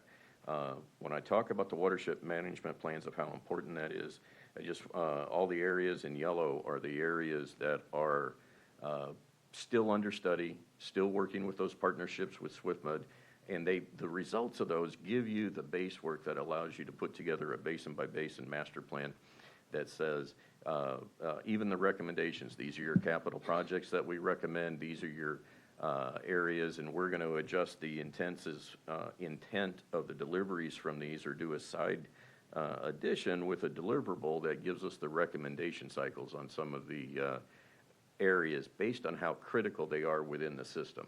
Rather than a blanket statement, all canals have a maintenance cycle of 5 years or maintenance cycle of 10 years. This one, it's too critical, it's super critical, it has a different maintenance cycle. So we'd be asking some additional things to come out of the studies. And the other thing that is just not there, of where we are very different with Sarasota, for them to turn it on, they have their dedicated stormwater funding source, and they have watershed management studies for all their basins. So there's a huge difference between where they are and where we're at right now. So our current strategy is, Tom and the team in stormwater engineering keep pushing and focusing on completing these studies and integrate those into our master planning. Natural resources has to be sewn to the hip of the regulators.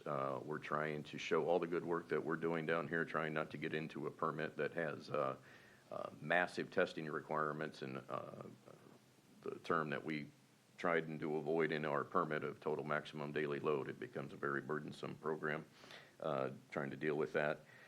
Within dealing with the master plans and board intent, can't do everything with in-house staff, but sometimes you may need some additional staff. But at the moment, because of the funding issue with not the dedicated stormwater funding source, how do you grow it or how do you not grow it? Contractual services become the short-term easy way, because that can be considered one-time money to get started on doing some things. We also just may not have been scheduled because it's so far out, October 8th. I'm planning to come back and have some opening discussion and really come back and ask for some clarity on which way we really think we need to go with the stormwater funding mechanism. Believe it or not, that was back in late April or May, that there was a motion to say bring back some opportunities for how a dedicated funding source could be potentially implemented. All the operations staff is behind me if you had any of those specific questions that talk about how that injection of cash is moving forward. And Brian's here for the philosophy on where we're headed, but if there are any questions, I'd be happy to help you. Thank you. Keeping in mind that eventually we do need to find a path forward for stormwater management, because this past legislative session there was a bill with language that didn't quite make it through, but it would have required every county to go through every mile of canal, slough, drain, and maintain it. And let's just say that's not financially feasible for most counties. Wow. So I guess a question I have is, one of the things I've noticed about our organization is that, and you've pointed out, these functions exist today. They exist across property management, public works, natural resources. So I guess the risk is, how do you deconflict those? And then what happens to the existing departments? So 2 questions there. Depends on what I get, all that turns into. My least favorite class I ever had in college in engineering was philosophy. So, but I use that word a lot here. So Same. It's like, what is the intent of what we're putting together? So first there would be the desired intent of what's being created, what gets moved, and then are there secondary moves that take place? Because if so much is taken out of one department, does it get folded with something else? I mean, there's always those bigger business decisions that need to happen within those discussions. So right now, the largest pieces that are obvious from a staffing point of view are property management with stormwater operations. Next, kind of in the periphery, natural resources and public works, engineering and permitting and environmental are about the same. Development service a little bit smaller. But like I say, they compete with what your different philosophies are. We've got this great synergy of an environmental team that does stuff on our land that is now helping us bank land that is county land to get wetlands for we can use for projects, not pay cash to somebody else. So, I mean, are we splitting that up or not? That's what I meant by the philosophy of which well-intended thing becomes top priority to support it. Those are the tough decisions. Okay. I'm kind of just more for the board, of the philosophy that there seems to be some pretty good synergies between teams, but if we were to carve out, I'm not too worried about public works, but if we were to carve out enough people from natural resources, we would leave them in not an optimal state. And also property management, because then they're just a glorified median crew at that point when their skill set and functionality is far broader than that. It seems to me there's a committee, there's already a roundtable that you already have as staff. So it seems like you just need a clarification of the mission with specific outcomes as opposed to a whole new department and then creating those anyways. That's just my thoughts on it as well. I like the way the watershed plan is set out. I think there was a discussion around the funding sources, so I'll wait for you all to present that. But I just get concerned about carving up existing departments when maybe there's a better approach, and maybe that's just an expansion of the mission there. So I'll just leave it at that. So what is the intent of this presentation? The presentation, I rewatched the meeting. The motion was to say, hey, bring back what would be the impacts of establishing, or how might the county establish a standalone stormwater department. Anything can be done. It's the amount of effort and how much disruption can it be done to accomplish. With the things that we have in flight with watershed management studies, still spending a big influx of contract money, and the rapidly approaching, we hope, projects that would come out of the CDBG-DR funds, and the lack of a dedicated funding source. The purpose of what is the mission that's going to change by this new department, other than the new contractual money that has very defined scopes for projects. There's not the new operating money to say, go maintain more, increase your number of staff, increase your annual contracted services, because there's no new money to inject into the program per se. So it's like you would be adding those minimal numbers of staff, just establish a department, but without the ability to increase the scope, I guess is my summary of what we're trying to say. It sounds like a neat thing to do if you were able to get to the net gain. The do is tied to wanting to do more. But why does it sound like a neat thing to do? Because Sarasota did it? Only It from a sounds like a perspective. terrible thing to do to me. I mean, it's almost as if the whole first part of this meeting is isolated. I mean, first off, here's our problem is we keep treating every employee in this county as if they're in some sort of silo, and God forbid they step out of one department to work on the other department, instead of just hiring people for the good of helping the citizens of Manatee County, where it's almost unheard of. I mean, when I got here, we had 12 departments and 2 deputies. And we said, this is way too top-heavy, let's fix it. Now we have like 14 departments and 4 deputies. Like, I feel like we're going backwards. I know. We had 4 at one point. We've now trimmed down by reallocating. The point is, I feel like we're going in the wrong direction. And we keep hiring more people and do it. Because we got rid of REO. And at one point, we said what we were going to do is we were going to get rid of the finance department and call it CFO, and get rid of the IT department and call it CIO, and then we're going to get rid of all the finance. The plan at one point was get rid of all the finance people and IT people and all of the other departments, have these people overlaying everybody else. That was the Scott Hope's plan, because that would help stream down some of these other departments. And all these departments have all these people still.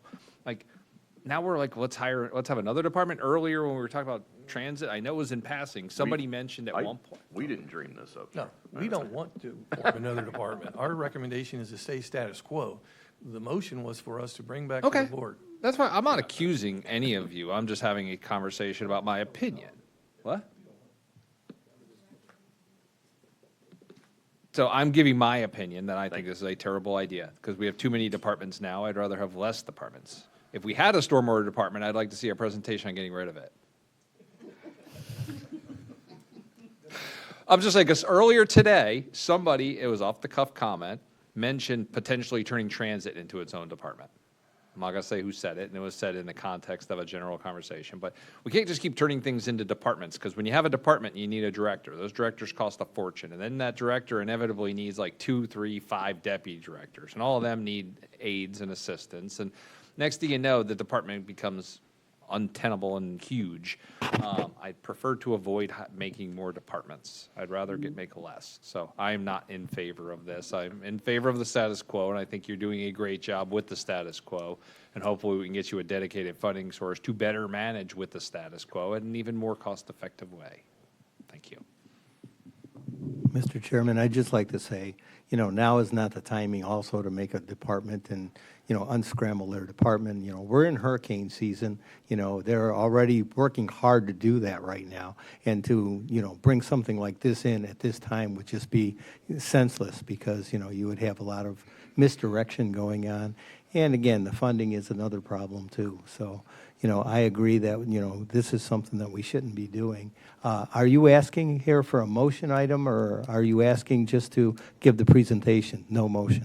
Just for providing the update, because it was requested by the board to just present what the impacts would be considering. This is no action necessary. Okay, thank you. I believe I speak for a majority of the board in saying we changed our mind. Yeah, but we do appreciate the presentation. We do appreciate the steps that are being taken by your departments, and it is good information. When we see other counties do things, we should look into it to see if it makes sense for us to do those things as well, and Sarasota is doing this, so it's a good exercise, but I think this board is trying to figure out how to save money at this point in time, and we think you're doing an excellent job. $3.75 million that Commissioner Bearden is going to personally find. He needs individual meetings with all of our 18 directors, or how many directors we have. Okay. There's nobody else on the board. So I'm going to open this up for public comment on literally anything we talked about today. We have one person in the room, so if you would like to give public comment, you're free to. And look at you taking the shortcut. Hey! Hey, I took the shortcut. The guys at Public Works dug this out for me to get through. They're doing a great job. It's funny, my name's Anthony Shulo. I'm out of time. I am a Manatee County resident, and I came down here today specifically for this particular topic.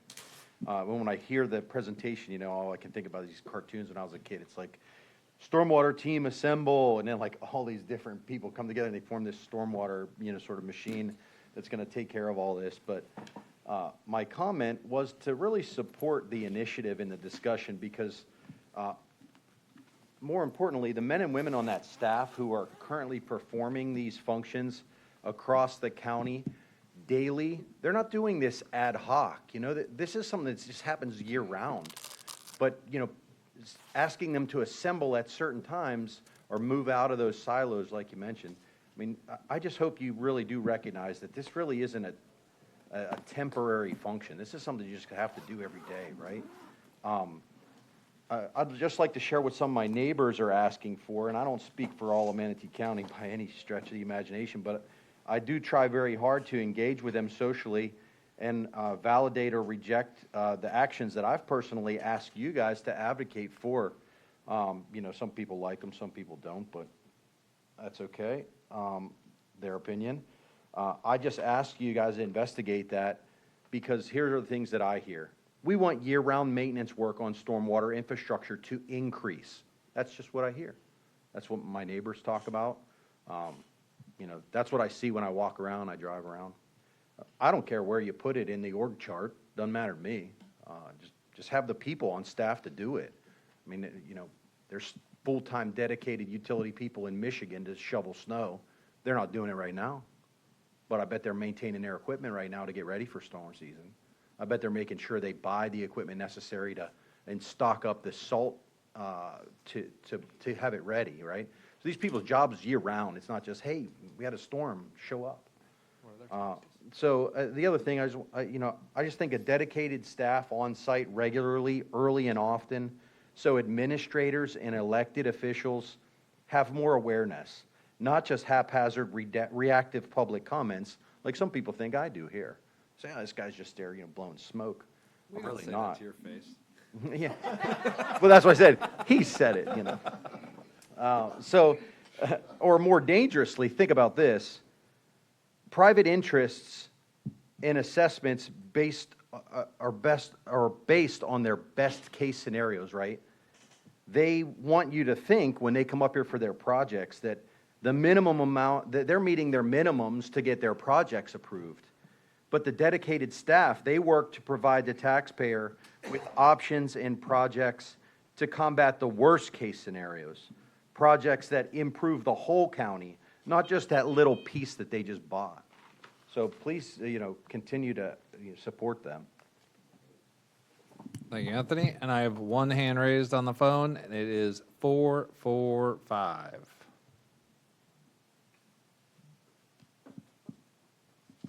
For the record, Glenn Gatsby, Gibellina, good to sit in on this meeting.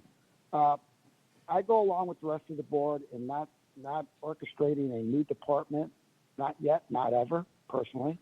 The second thing I would like to bring up is that, Uncle Ron is going to bring in his Doge team along with ours, so who knows what they're going to find. I know what they won't find. The $4 million he vetoed for our project, so at least he doesn't have to worry about that. Anyways, you guys are doing a great job. Appreciate it. For the record, Glenn Gatsby, Gibellina. All right, that's the last public comment. I will close public comment. There's nobody on the board. There's no action necessary for this item. So with that, we are done with this item, and we are done with the entirety of the agenda. County Administrator Bishop, do you have any final comments? County Attorney? Commissioner Bearden? Commissioner Ballard? No. Commissioner McCann? No. Commissioner Siddiq? No. Commissioner Ron? No, sir. And I also have no comment. With that, we are adjourned.